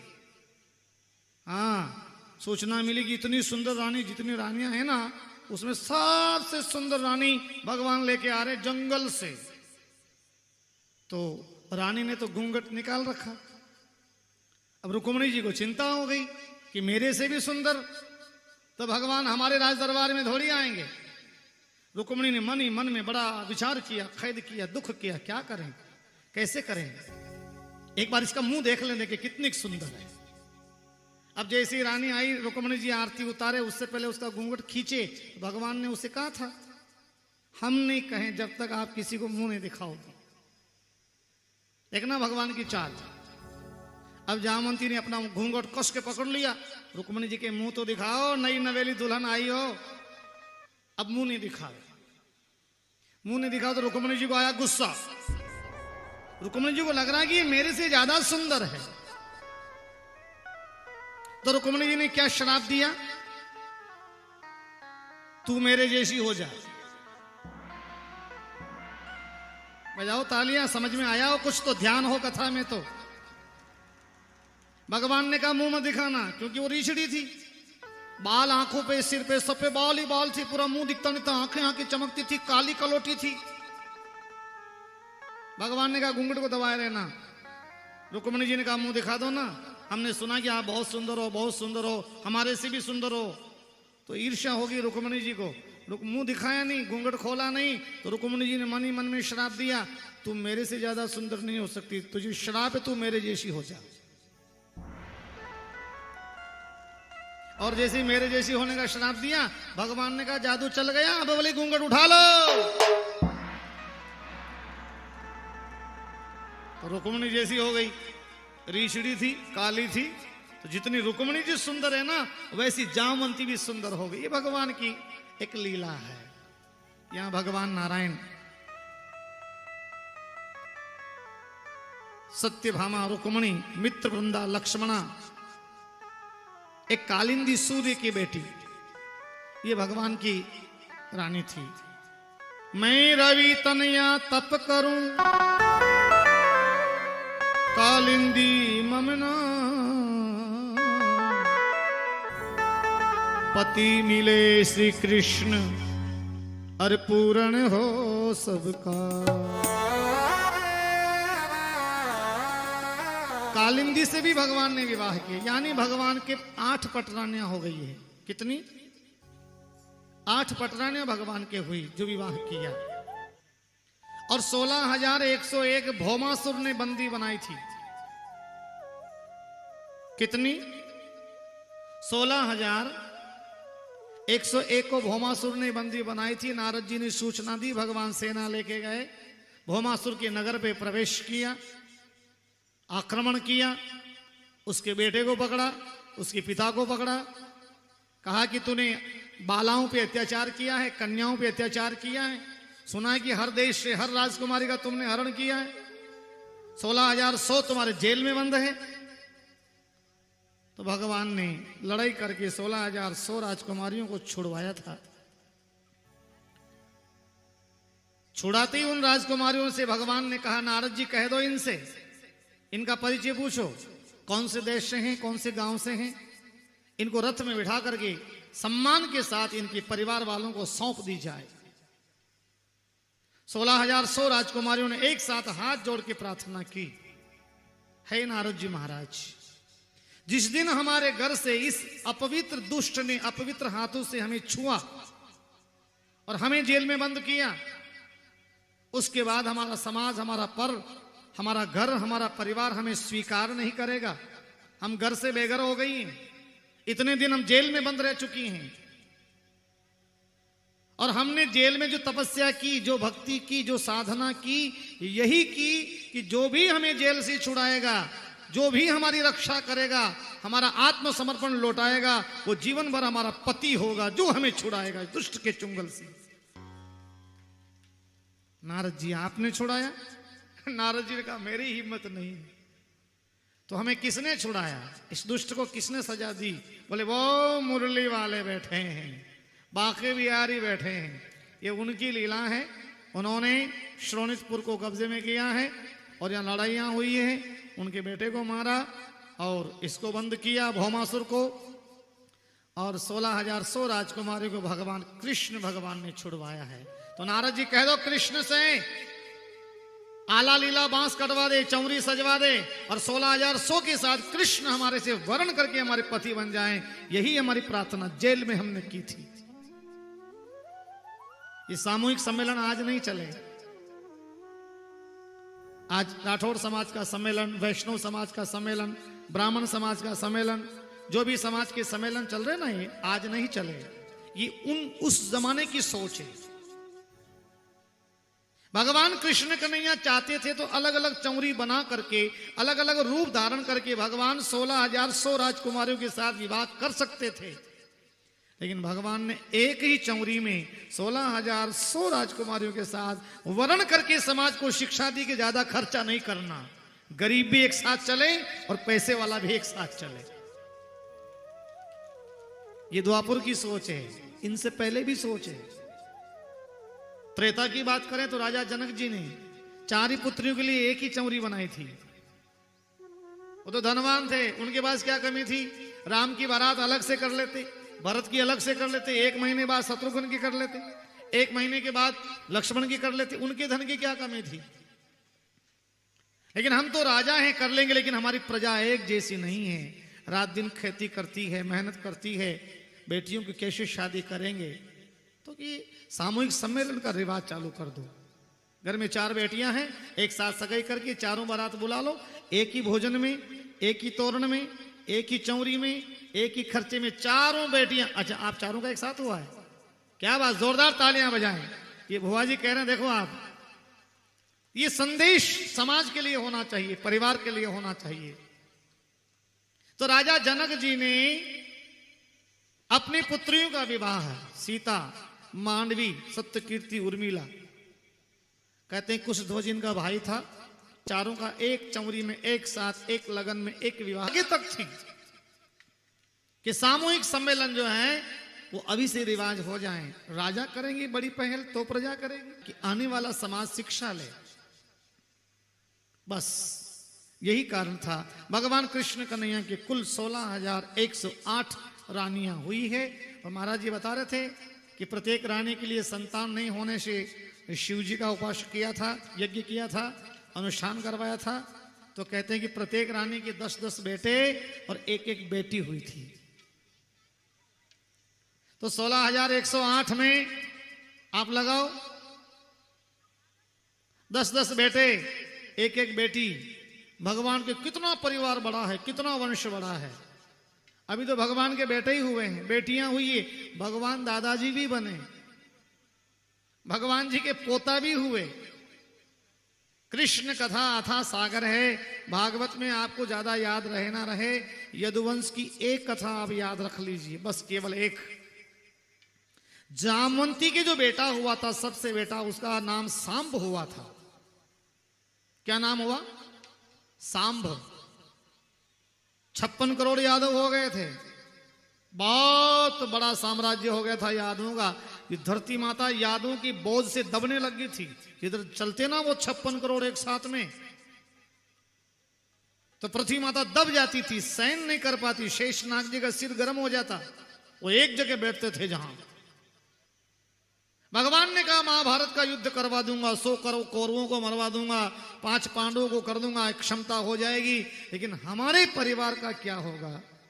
हमारा परिवार कितना बड़ा है, 56 करोड़ यादव थे। तो यहां सांब की कथा आती है। किसकी कथा आती? सांब और छोटे छोटे बच्चे खेल खेल रहे थे, खिलौनों से खेल रहे थे। तो बच्चे होते हैं, भगवान का स्वरूप होता है।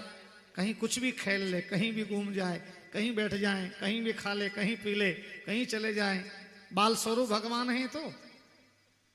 तो इन्होंने एक खेल खेला था। इन्होंने एक खेल खेला। उस खेल में क्या हुआ था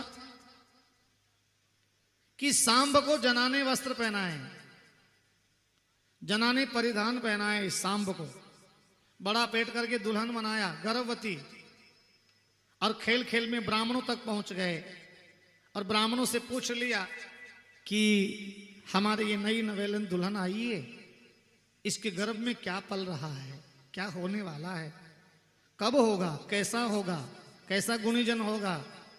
तो उसी समय ब्राह्मणों ने ध्यान लगा के देखा, ये नारी नहीं है, ये भगवान कृष्ण के जामवंती का बेटा सांब है, और ये बाकी भी भगवान कृष्ण के बेटे हैं।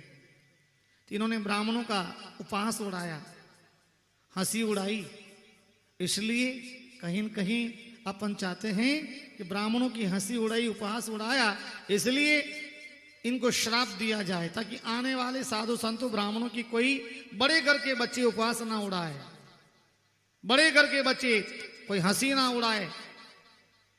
तो ब्राह्मणों ने श्राप दिया था कि ये जो तुम्हारे घर में नई नवेली दुल्हन है ना, इसके गर्भ से बालक जन्म लेगा। लेकिन बालक जन्म नहीं लेगा, इसके गर्भ से लोहे का मूसल जन्म लेगा। क्या लेगा?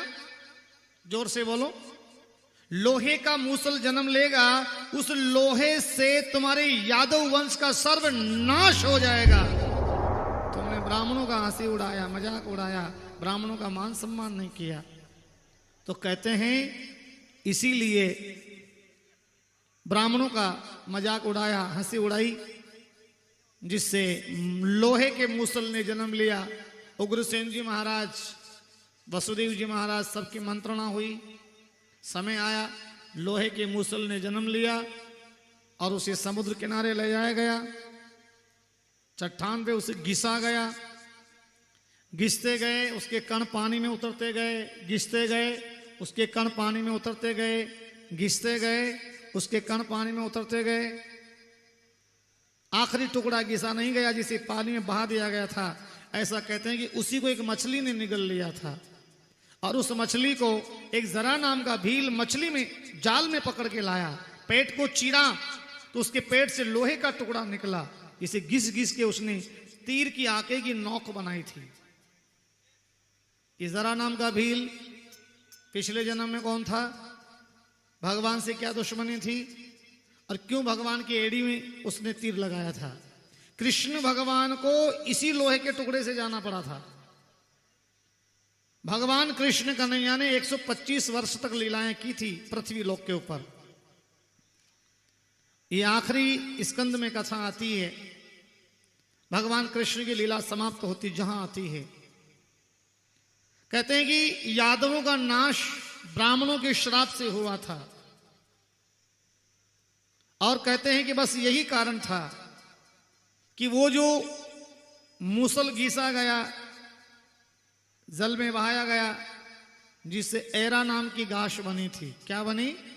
एरो, जिसकी दोनों धारें तीखी तीखी लोहे जैसी होती, जिसकी झोंपड़ियां बनाते हैं, यज्ञशाला में काम आता है, संतों के कुटिया बनाते हैं, जो रात दिन हरा रहता, 24 घंटे हरा रहता, जल में खड़ा रहता।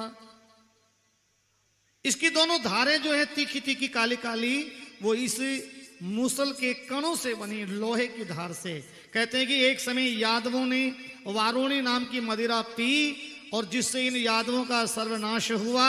आपस में लड़े, शस्त्र टूट गए, बुद्धि विपरीत हो गई, और इन्होंने शस्त्र टूटने के बाद उस सतखंडा को उखाड़ उखाड़ के, एरा नाम की घास को उखाड़ उखाड़ के लड़े, जिससे इनका सर्वनाश हुआ था।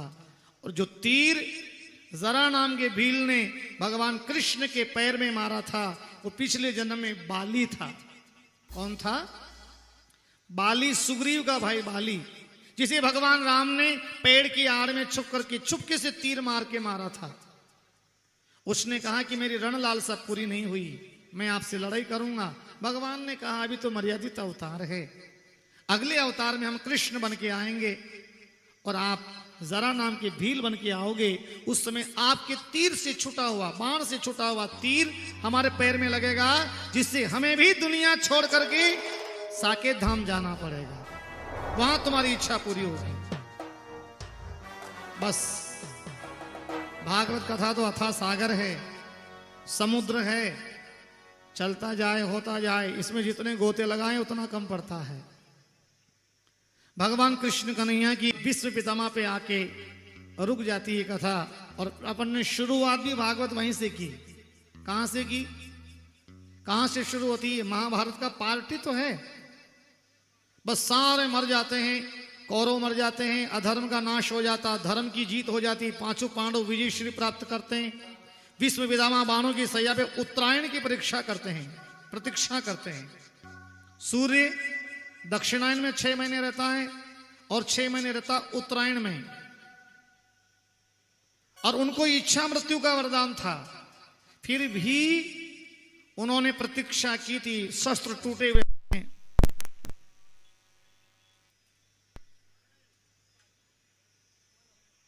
ये कहां से ढीला हो रहा है? कहां से? देखो ना एक बार चेक भी कर किया, क्या कल भी हो रहा था? तो सारे शस्त्र टूटे हुए पड़े थे, जगह जगह व्यवस्थाएं बिखरी हुई पड़ी थी, बाणों की सैया पे विष्णु पितामह लेटे हुए थे। भगवान कृष्ण आए, अर्जुन भी आए, तीर लगा के गंगा जल प्रकट किया। भगवान कृष्ण की छवि को विष्णु पितामह ने मन में बसाया। यहीं से भागवत शुरू हुई थी। बस इसी के बाद परीक्षित हस्तिनापुर के राजा हुए थे। यहीं से विश्व पितामह भगवान के चरणों में लीन हुए थे, और यहीं से जो बचे हुए पांडव, बचे हुए कौरवों में से धृतराष्ट्र महाराज, कुंती, गंधारी, द्रौपदी, भगवान श्री नारायण सब के सब गए थे। आइए, सुंदर झांकी सजी है, कथा की रूपरेखा आपको पंडित जी बता रहे हैं, उसके बाद आगे बढ़ेंगे।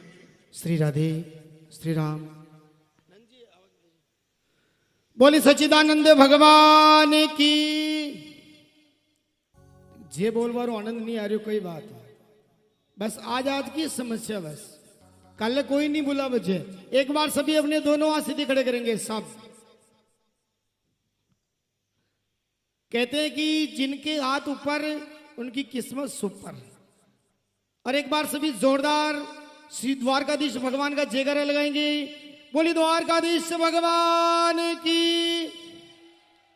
जगदम्बे मां मात की। आज श्रीमद् भागवत कथा एवं शिव महापुराण कथा निर्विघ्नम, मतलब शब्द दिवसीय निर्विघ्नम, कुछ ही समय पश्चात भागवत कथा अभी पूर्णावती की कतार पर है। तो जहां पर भी भागवत कथा होती है वहां सभी भक्तों को भागवत जी की परिक्रमा का अवसर जरूर मिलता है। कहते हैं कि 4 धाम की यात्रा करो और एक बार भागवत जी की परिक्रमा करो, उतना ही फल मिलता है। भागवत कथा में भगवान एवं जगत जननी मैया रुक्मिणी का भी दरबार सजा है। एक बार ठाकुर जी महाराज का भी जोरदार जयकारा लगाएंगे। बोलिवाल कृष्ण भगवान की। अब अपन सभी को अपन लाइन से पधारेंगे और सभी अपने श्रीमुख से ओम नमो भगवते वासुदेव का जाप करते हुए अपन परिक्रमा करेंगे, जिसमें व्यासपीठ की परिक्रमा भी साथ में हो जाएगी और शिव महापुराण की परिक्रमा भी हो जाएगी, भागवत जी की परिक्रमा भी हो जाएगी और अपने जितने भी पितृ देवता उनकी भी परिक्रमा हो जाएगी, साथ ही द्वारकाधीश भगवान की भी परिक्रमा होगी। तो मैं निवेदन करूं कि सबसे पहले जितने भी पुरुष मंडल यहाँ विराजे परिक्रमा करके अपने स्थान पर विराजेंगे। उनके बाद बहुत ही सुंदर झांकी जो कि कृष्ण भगवान के परम सखा परम मित्र सुदामा चरित्र की कथा भी अपन श्रवण करेंगे। उसके पहले सभी को कथा पूर्ण हो, उसके पहले सभी को परिक्रमा का अवसर दिया जा रहा है। तो सभी पुरुष मंडल खड़े होकर सभी लाइन से पधारेंगे। में जो भी सहयोग राशि आएगी, जो भी अपन पैसा या सोना चांदी कुछ भी अपन इस थाली में डालेंगे, वो सीधा श्री रामधाम बालाजी महाराज के मंदिर निर्माण में जाएगा। तो मैं सभी भक्तों से निवेदन करूंगा कि आप लाइन से पधारेंगे और परिक्रमा करते समय अपन बात नहीं करेंगे, केवल अपने मुंह से ओम नमो भगवते वासुदेव का केवल जाप ही करना है। और जो भी अपन नौछौर करना चाहें वो इस थाली में, थाली पड़ी इसमें नौछौर करके अपने स्थान पर विराजेंगे। जो भी पंखे पास में कर दो, हटा दो थोड़ी देर के लिए। जो भी नौछावर करना चाहें, भेंट करना चाहें इस थाली में नौछावर, क्योंकि ये भागवत जी की अंतिम विदाई है।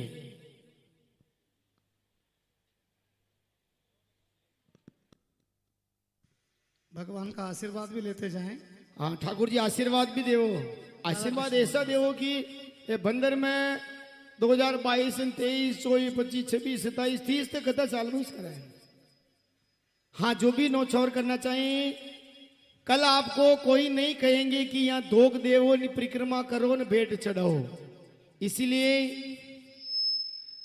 और जैसे हमारे के मेवाड़ में कहावत है कि अपन ठाकुर जी के मंदिर में कुछ मांगने जाते हैं तो भगवान से ये मांगते हैं कि भगवान हमारे खेत में 50 बोरी गेहूं की दीजियो। ये नहीं कहते कि भगवान 1 बोरी गेहूं की दीजियो, ऐसे नहीं बोलते।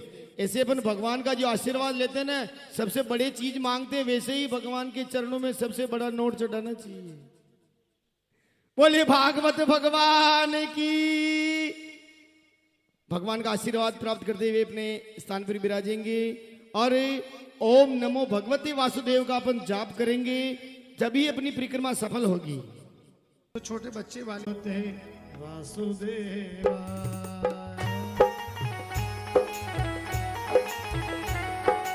ओम नमो भगवते वासुदेवा।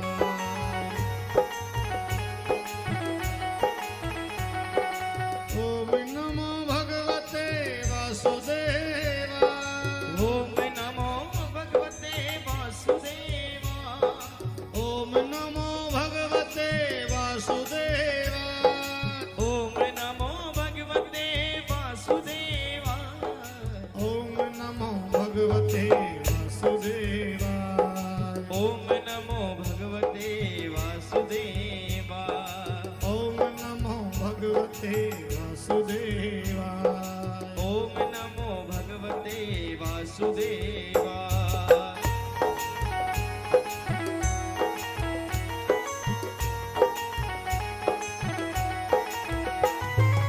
ओम नमो भगवते वासुदेवा। ओम नमो भगवते वासुदेवा। ओम नमो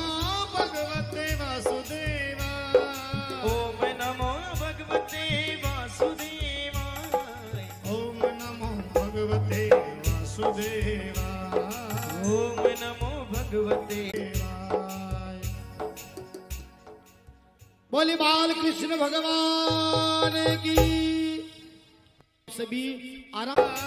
ओम नमो भगवते वासुदेवाय ओम नमो भगवते वासुदेवाय ओम नमो भगवते वासुदेवाय ओम नमो भगवते वासुदेवाय ओम नमो भगवते वासुदेवाय भाव से बोलते जाएं, बातें कोई ना करें। ओम नमो भगवते ताली बजाते हुए प्रेम से ये पूर्वजों की परिक्रमा। ओम नमो भगवते वासुदेवाय ओम नमो भगवते वासुदेवाय ओम नमो भगवते वासुदेवाय ओम नमो भगवते वासुदेवाय ओम नमो भगवते वासुदेवाय ओम नमो भगवते वासुदेवाय ओम नमो भगवते वासुदेवाय ओम नमो भगवते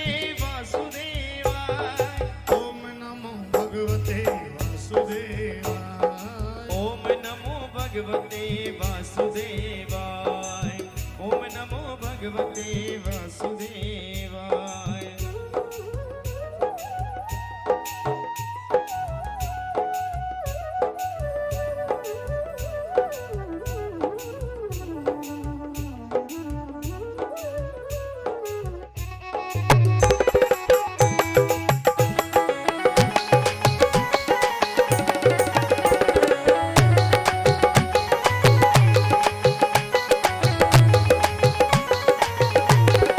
आते जाते कुछ न कहो इसके सिवा आते जाते कुछ न कहो इसके सिवा ओम नमो भगवते वासुदेवाय ओम नमो भगवते वासुदेवाय आते जाते कुछ न बोलो इसके सिवा ओ आते जाते कुछ न कहो इसके सिवा ओम नमो भगवते वासुदेवाय अरे ओम नमो भगवते क्या बात है भाई, क्या बात है अमरीश के पापा।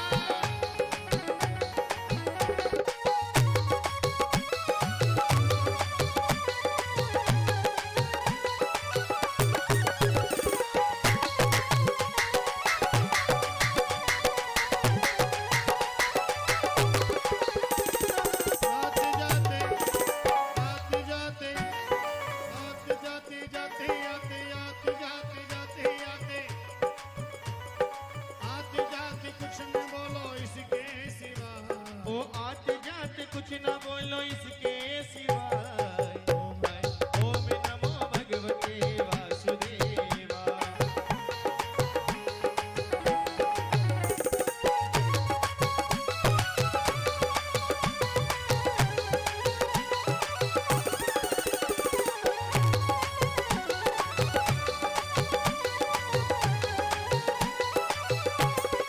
आते जाते आते जाते आते जाते आते जाते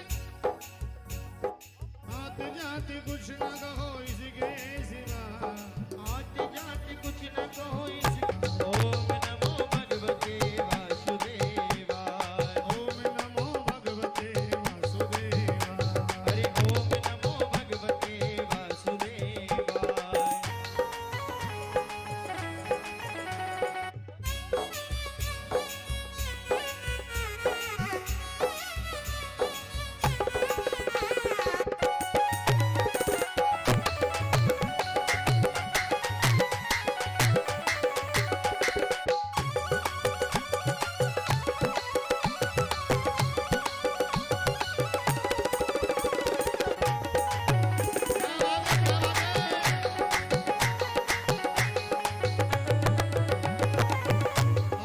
ये नृत्य कर लें, इस नृत्य में बड़ा क्या बात है। आते जाते कुछ न कहो इसके सिवा हो आते जाते कुछ न कहो कुछ न बोलो इसके सिवा ओम नमो भगवते वासुदेवाय ओम नमो भगवते वासुदेवाय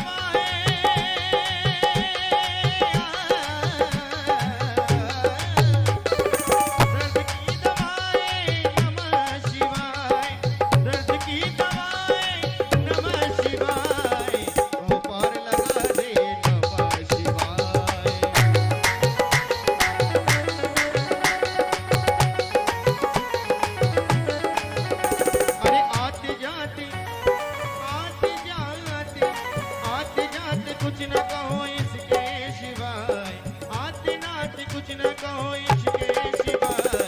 ओम नमो भगवते वासुदेवाय, ओम नमो भगवते वासुदेवाय। ओम नमः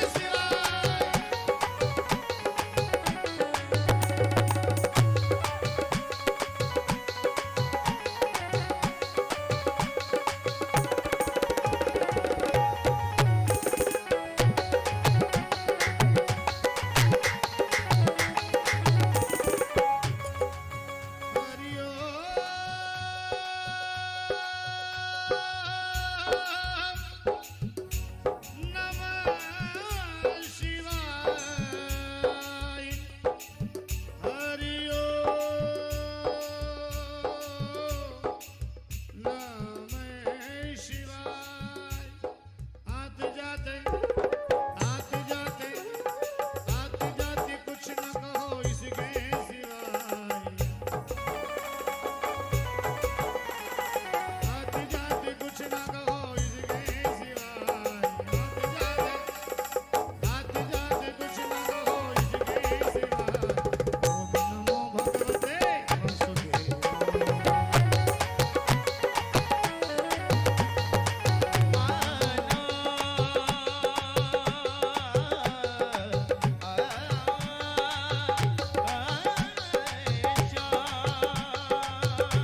अरे काली काली अखियों के पर्दे क्यों डाले, वो काली काली अखियों के पर्दे क्यों डाले। हमें जिंदा रहने दे मुरली वाले, हमें जिंदा रहने दे मुरली वाले, मुरली वाले। काली काली ओ काली काली काली काली जुल्फों के फंदे क्यों डाले।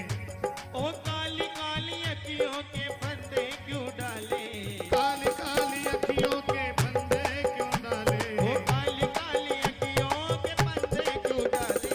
हमें जिंदा रहने दो शिवाय।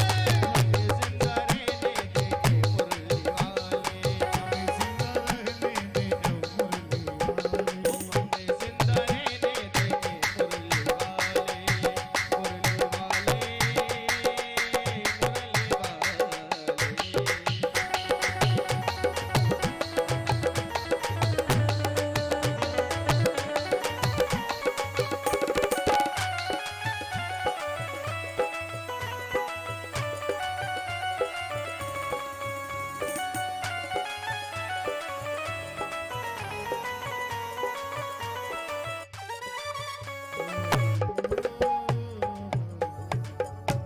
एक बार दोनों सीधे हाथ खड़े करके, बिल्कुल सीधे हाथ, और सभी बोलिए हरे राम राम राम हरे हरे, हरे कृष्ण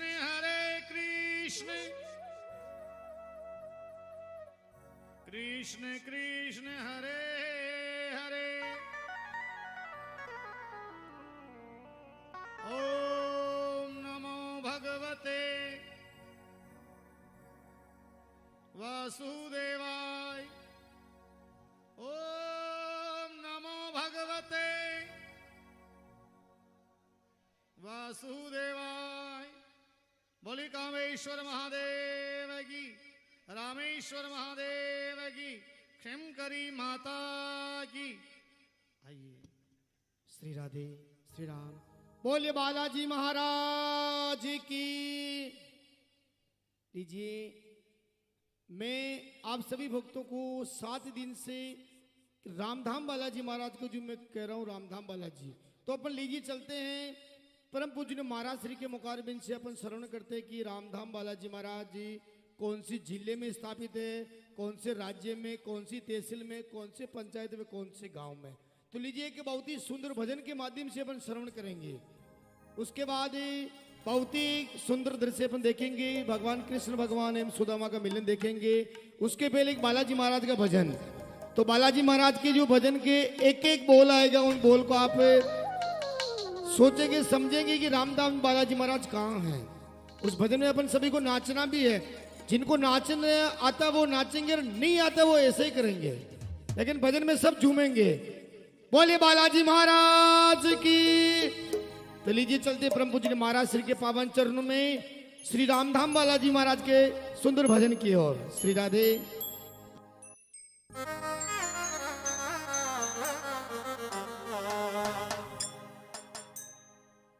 आराध्य देव श्री रामधाम बालाजी, जिला नीमच, तहसील सिंगोली, राउत भाटा, और छोटे सी जगह में बालाजी विराजे हैं। जब भी आप पधारें उधर एक बहुत बड़ा धाम है, स्थान है, जोगणिया माता जी। शायद आप में से कोई भक्त पधारे होंगे। सामलिया सेठ दर्शन करते हैं अपन, मंडविया सामराज दर्शन करते हैं, वापस बंधवा तो कनाथ दर्शन करते हैं, सामलिया सेठ का दर्शन करते हैं। तो उससे आगे जब चलते हैं कोटा रोड पे जोगणिया माता जी, और वहां पास में एक स्थान है तिलेश्वर महादेव, जिसके कोढ़ हो जाए, चमड़ी सफेद हो जाए, इस हिंदुस्तान के किसी कोने में कैंसर का इलाज नहीं होवे, डॉक्टर मना कर दे कि ले जाओ सेवा करना, कोई भी बीमारी, और डॉक्टर कह दे कि इनको ले जाओ घर पे सेवा करना, उनको तिलेश्वर महादेव छोड़ा जाता है, भेजा जाता है। और वहां हमेशा 24 घंटे, ऐसा कोई दिन नहीं, ऐसा कोई समय नहीं जहां नक्षत्र नहीं चलता, वहां हमेशा जाने वाले को भोजन करवाया जाता। इतनी व्यवस्था वर्षों से चल रही, आज से नहीं। तिलेश्वर महादेव, कोढ़ हो जाए, वो भजन भी है, राजस्थान में फेमस हुआ, अमलीडो अमलीडो बाबा अमलीडो नाथ तिलेश्वर वालो, भक्ता ने लागे वालो, कोड्यारा कोड मिटावे, टाबरिया निर्धनिया ने टाबरिया देवे। और राजस्थान में बड़ा फेमस भजन हुआ अमलीडो अमलीडो, ये वहीं का भजन है। तिलेश्वर महादेव बड़ा प्राचीन स्थान है, तो वहीं के पास में रामधाम बालाजी की स्थापना हुई है। आप सभी के जन सहयोग से हुई। आपके यहाँ से जो भी एक एक सिक्का आया है वो बालाजी महाराज के मंदिर निर्माण में और गौशाला में जाएगा। गौशाला का भी निर्माण चल रहा है, और वहीं पे ये जो भी व्यवस्था आपकी आई है वो सारी वहीं लगने वाली है। तो आइए छोटा सा परिचय है बालाजी महाराज का, और सुनते हुए कथा को विराम देंगे। राम धाम बालाजी के मंदिर रो निर्माण,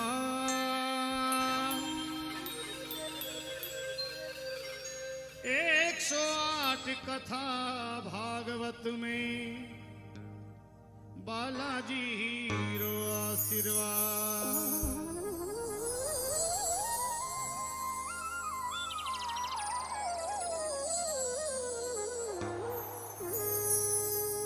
प्रेम से अपना नीमच जिला माही,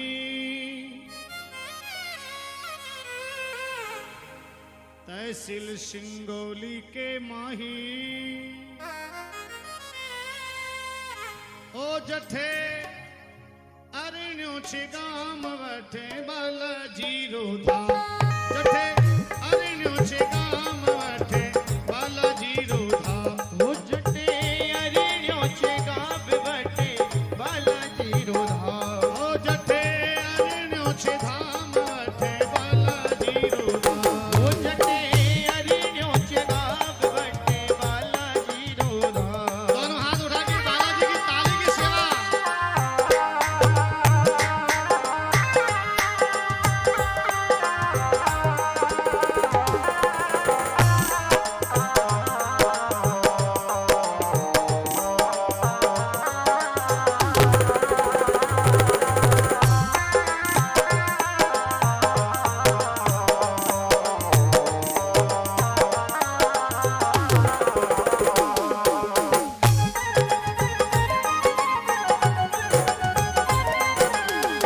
धारणी स्टेशन, भाटा चित्तौड़ बीच में धारणी स्टेशन, जटा सुजावे डंगर रोड, थाना सिंगोली प्रशासन, जटा सुजावे डंबर रोड, थाना सिंगोली प्रशासन, डूंगर मोटा मोटा दिखे, डूंगर मोटा मोटा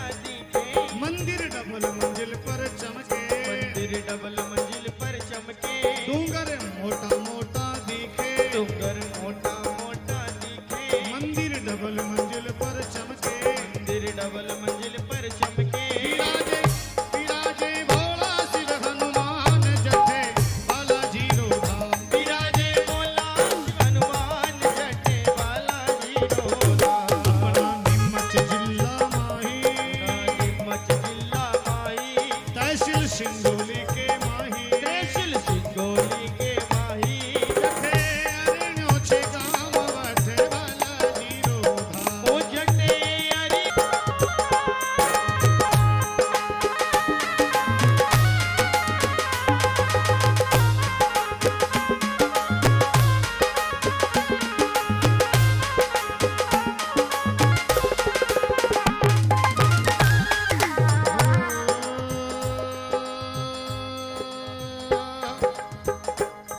अरे जोगणिया मां बैठी ऊपर में नाल बालाजी चरणों, जोगणिया मां बेटी ऊपर में लाल बालाजी झरणो, जोगणिया मां में लाल बालाजी झरणो, और तिल शिवा महादेव दर्शन श्याम सिंगोली जानो, शिवा महादेव दर्शन श्याम सिंगोली जानो, और तिल शिवा महादेव दर्शन श्याम सिंगोली जानो। ओ तिल शिवा महादेव दर्शन श्याम सिंगोली जानो, बनोड़ा बालाजी की धाम बनोड़ा, बालाजी को राम गुरुजी फीचर वालो जठे बालाजी रो सारो सम्मान जठे बालाजी रो धाम। ओ साधु संतानो सम्मान जटे बालाजी रो धाम।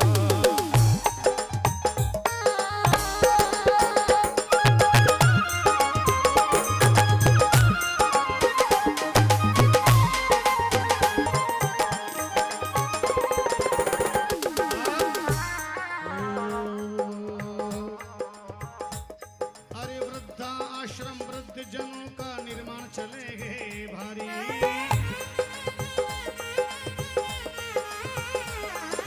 राम नाम की माला फेर जो यही कमाई न्यारी, राम नाम की माला फेरी दुख भागे दर्शन करता ही दुख भागे, पुराणों में नकेश्वर धाम जठे बालाजी रो धाम। पुराणों में नकेश्वर धाम जटे बालाजी रो धाम।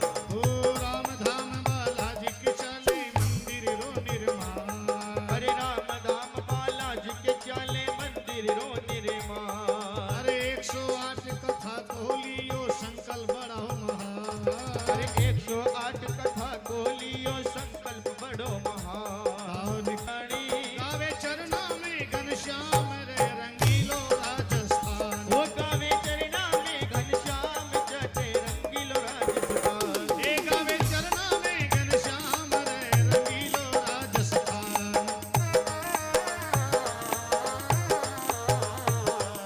गावे चरना में घनश्याम जठे बालाजी रो धाम, वो गावे चरना में घनश्याम जटे बालाजी रो धाम। चरना में घनश्याम जठे बालाजी रो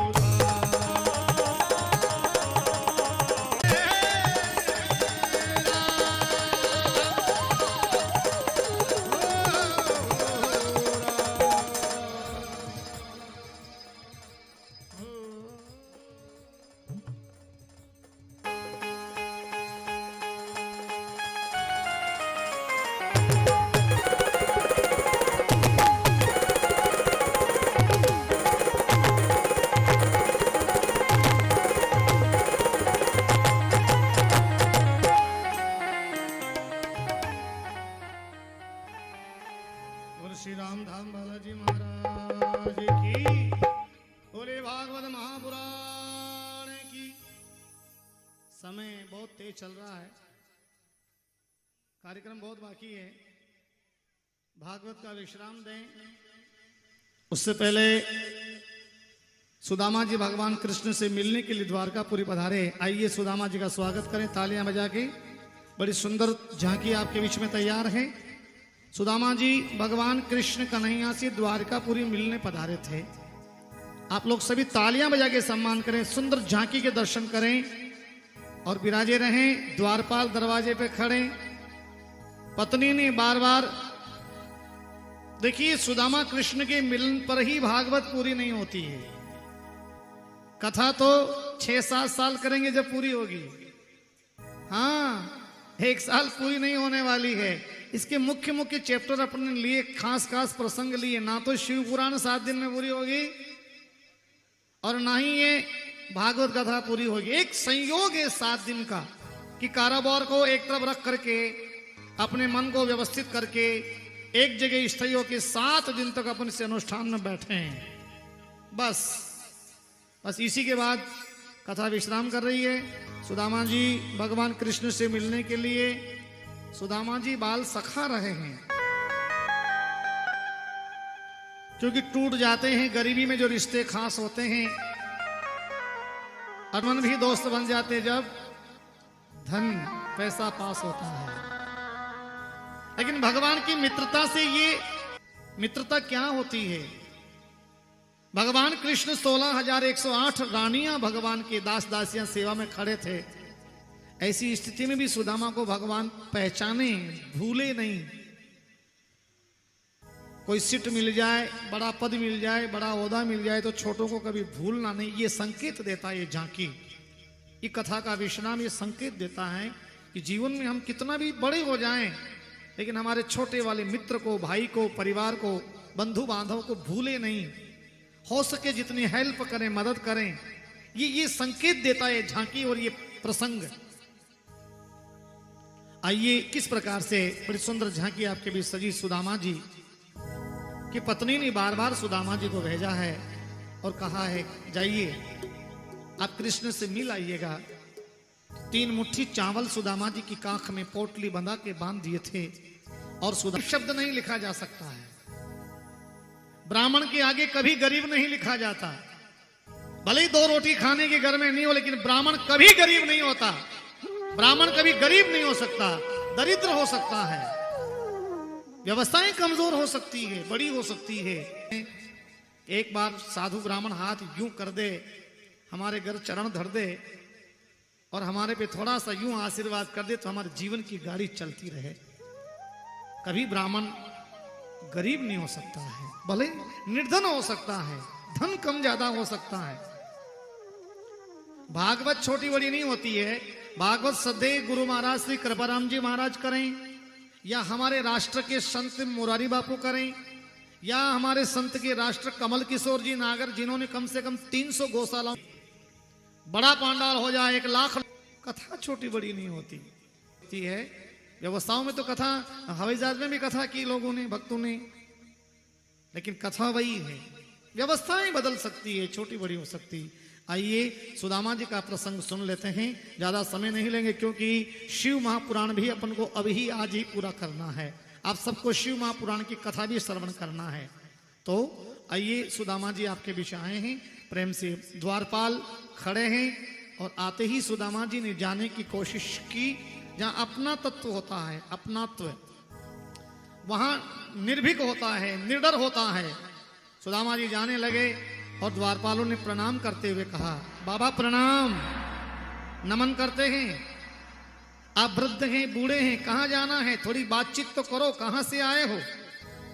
सुदामा जी ने कहा, मैं पोरबंदर गुजरात से आया हूं, पैदल आया हूं और मेरे सखा नगरी में साथ पड़े थे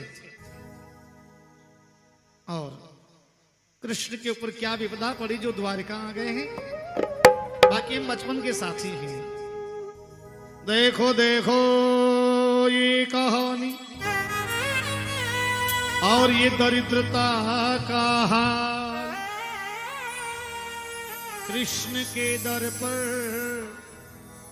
कुछ आस लेके आया हूं। मेरे बचपन का दोस्त है मेरा श्याम, यही सोच कर मैं एक आस लेके आया।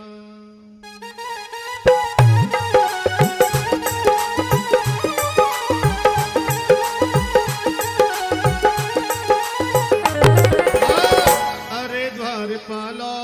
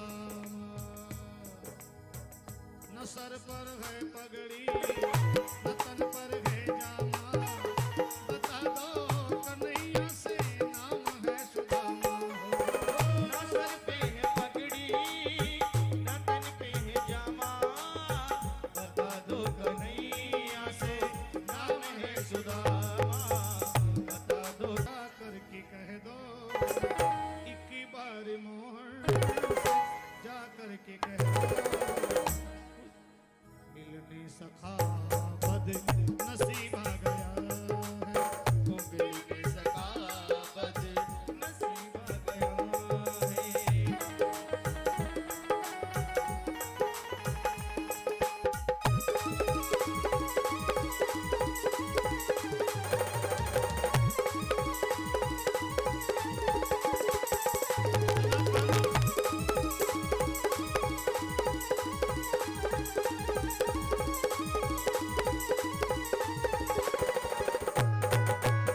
और उसी समय द्वारपालों ने से सुदामा जी ने कहा, भगवान आ गए, सुदामा जी को अपने पास में ले आते हैं और बराबर पे बिठा देते हैं। सुनते ही दौड़े चलेगा ये मोहन, ओ सुनते ही दौड़े चले आए मोहन। लगाया गले से सुदामा को मोहन, हुआ रुक्मणी गजीब आ गया है। दीवान के साथ अजीब आ गया है।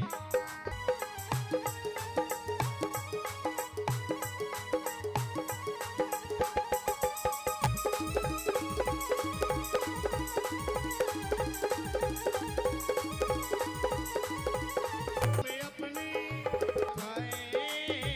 चरण आसरो से शाम ने धुलाए।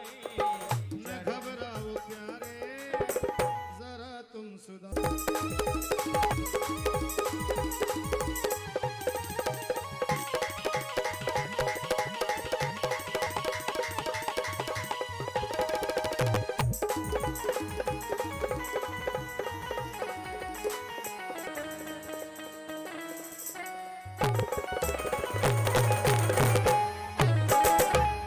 भगवान ने पूछा कि भाभी ने क्या भेजा है। सुदामा तुम्हारा विवाह हो गया है तो भाभी ने क्या भेजा है, भाभी कैसी है, भाभी का रंग रूप कैसा है, भाभी ने मेरे लिए क्या भेजा है। सुदामा जी ने सोचा कि इतना बड़ा धनाढ्य है, इतना बड़ा धनवान है, इतनी दास दासियां हैं, मेरे घर से तो सूखे चावल भेजे हैं, कैसे दूं। भगवान की नजर बहुत तेज है। भगवान ने पोटली को खींच लिया, खोला और देखा, सुदामा तेरे घर में बड़ी दले पड़ोसी से। भगवान ने एक मुट्ठी चावल खाए, प्रत्यक्ष में कुछ ना दिया, लेकिन पीछे सुदामा जी का दाल इधर दूर कर दिया। झोंपड़ी की जगह भगवान ने महल खड़ा कर दिया एक मुट्ठी चावल से, और दूसरी मुट्ठी चावल से पत्नी के घर में गहने, नौकर चाकर। एक मुट्ठी आपने भक्त का चावल खाया, दूसरी मुट्ठी खाया, तो क्या हमें हमें हमें खाने का अवसर नहीं दोगे? त्रिलोकी के नाथ होकर के त्रिलोकी ही दान कर दोगे तो अपन कहां जाएंगे? एक लोग में एक मुट्ठी में अवसर दो। तीसरी मुट्ठी चावल रुक्मणी जी ने अपनी रानियों के लिए प्रसाद के रूप में रखा है। भगवान ने सुदामा के तंदूल खाए हैं, सूखे चावल खाए हैं। अपन भले ही मेवा चढ़ाएं, लेकिन उनमें भावना होनी चाहिए। भावना है तो ईश्वर है, भावना नहीं है तो सारे बराबर हैं। बस कथा यही विश्राम है। भागवत में परीक्षित महाराज को तक्षक नाम का नाग डसा। प्रतिबंध बहुत तगड़ा था, पहरे बहुत तगड़े थे, तो उसी तक्षक ने ब्राह्मण का रूप बनाया, साधु का रूप बनाया, दरवाजा पे आके कहा कि हमें परीक्षित जिससे मिलना है। आज राजा आखिरी दिन है, किससे मिलना नहीं चाहेंगे, तो कोई बात नहीं, हम जो फल लेके आए ये राजा तक पहुंचा दीजिए। द्वारपाल ने कहा ठीक बात है। वो फल लेके आए, तक्षक उसमें कीड़ा बन करके बैठ गया, काला कीड़ा। फल गए, परीक्षित महाराज ने फल लिया, फल को फोड़ा, वो कीड़ा नाग बना, परीक्षित को डसा और परीक्षित का जीवन समाप्त हुआ है। क्योंकि उसने तो पहले से ही भागवत सुन ली ही, चिंता नाम का विषय खत्म हो गया था। फिर भी लौकिक रीति से तक्षक ने नाग डसा। जन्मेजय ने नाग यज्ञ करवाए, लेकिन तक्षक नहीं मरा। आइए फिर कभी भगवान की कथाओं में कुछ भी आपको कहीं, आप सारे विद्वान हैं, ज्ञानी हैं, आप श्रोता हैं, सुनने वाले हैं, हमारे व्यासपीठ से कोई ऐसी वाणी निकल गई हो, ऐसा कोई शब्द निकल गया हो जो आपके मन को नहीं छुआ, तो आप उसको यहीं छोड़ जाइए। जो आपको अच्छा लगा वो आप साथ ले जाइए। एक चीज को पल्ले बांध के ले जाइए, जीवन में कभी बिना फालतू झूठ नहीं बोलना। ये भागवत का संदेश है। बिना फालतू आखिरी कोई सी बात हो तो बाकी झूठ नहीं बोलना। जो झूठ नहीं बोलता उसके हृदय में परमात्मा निवास करते हैं। झूठ यहीं छोड़ जाइएगा। पहला झूठ छोड़ दीजिए। दूसरा द्वेष भाव, ईर्ष्या, चुगली, उसको कथा में यहीं छोड़ जाइएगा। और सुबह उठते ही जैसा भी मुंह हो, आते श्वास में भी नाम लेना, जाते श्वास में भी नाम लेना। पृथ्वी माता को धोख लगा देना। इस व्यासपीठ को धोख लग जाएगी, क्योंकि व्यासपीठ तो यहां से आज उठ जाएगी, कल किसी और गांव में लग जाएगी। कथा कभी पूरी नहीं होती है, कथा केवल विश्राम करती है। इसलिए हमेशा धरती माता को धोख लगाएं, मन में स्वच्छ भाव रखें। आते श्वास में राम, जाते श्वास में राम। और चित्तौड़ जिले में पधारें तो जरूर जोगनिया माता के दर्शन करें, तिलेश्वर महादेव के दर्शन करें, शिंगोली श्याम के दर्शन करें। लकवाग्रस्त कोई परिवार हो तो वहां गौठा माता जी का बहुत बड़ा धाम है, वहां दर्शन करें। और सांवलिया सेठ के दर्शन जरूर करें। बस सांवलिया सेठ की। इसी के साथ कथा विश्राम है। आइए पधारिए, महाराज जी का स्वागत है। आरती नहीं करेंगे अभी, दोनों की एक साथ कर लेंगे। पधारिए, व्यासपीठ पे स्वागत है। गौमुख वशिष्ठ आश्रम आबू पर्वत सनकादिक शरण जी महाराज महंत श्री का। पधारिए, जोरदार तालियां स्वागत करें। पधारे, शिव पुराण की कथा भी आपको श्रवण करना है। सारी व्यवस्थाएं ऐसी की सी लगी है। और उसके बाद आरती एक साथ करेंगे अपन। शिव पुराण की और भागवत जी की आरती एक ही साथ करेंगे। तो पधारिए, आपका स्वागत है। यजमान बंधु से निवेदन है कि पधारें और महंत श्री जी का माला वरण करा के व्यासपीठ पे शोभायमान करें। ये ऐसा अवसर हमारे जीवन में बहुत कम मिलता है कि एक ही मंच पे दो दो व्यासपीठ बनी है। बहुत कम देखने को मिलता है, बहुत कम सुनने को मिलता है। तो आइए, स्वागत है, पधारिए। यजमान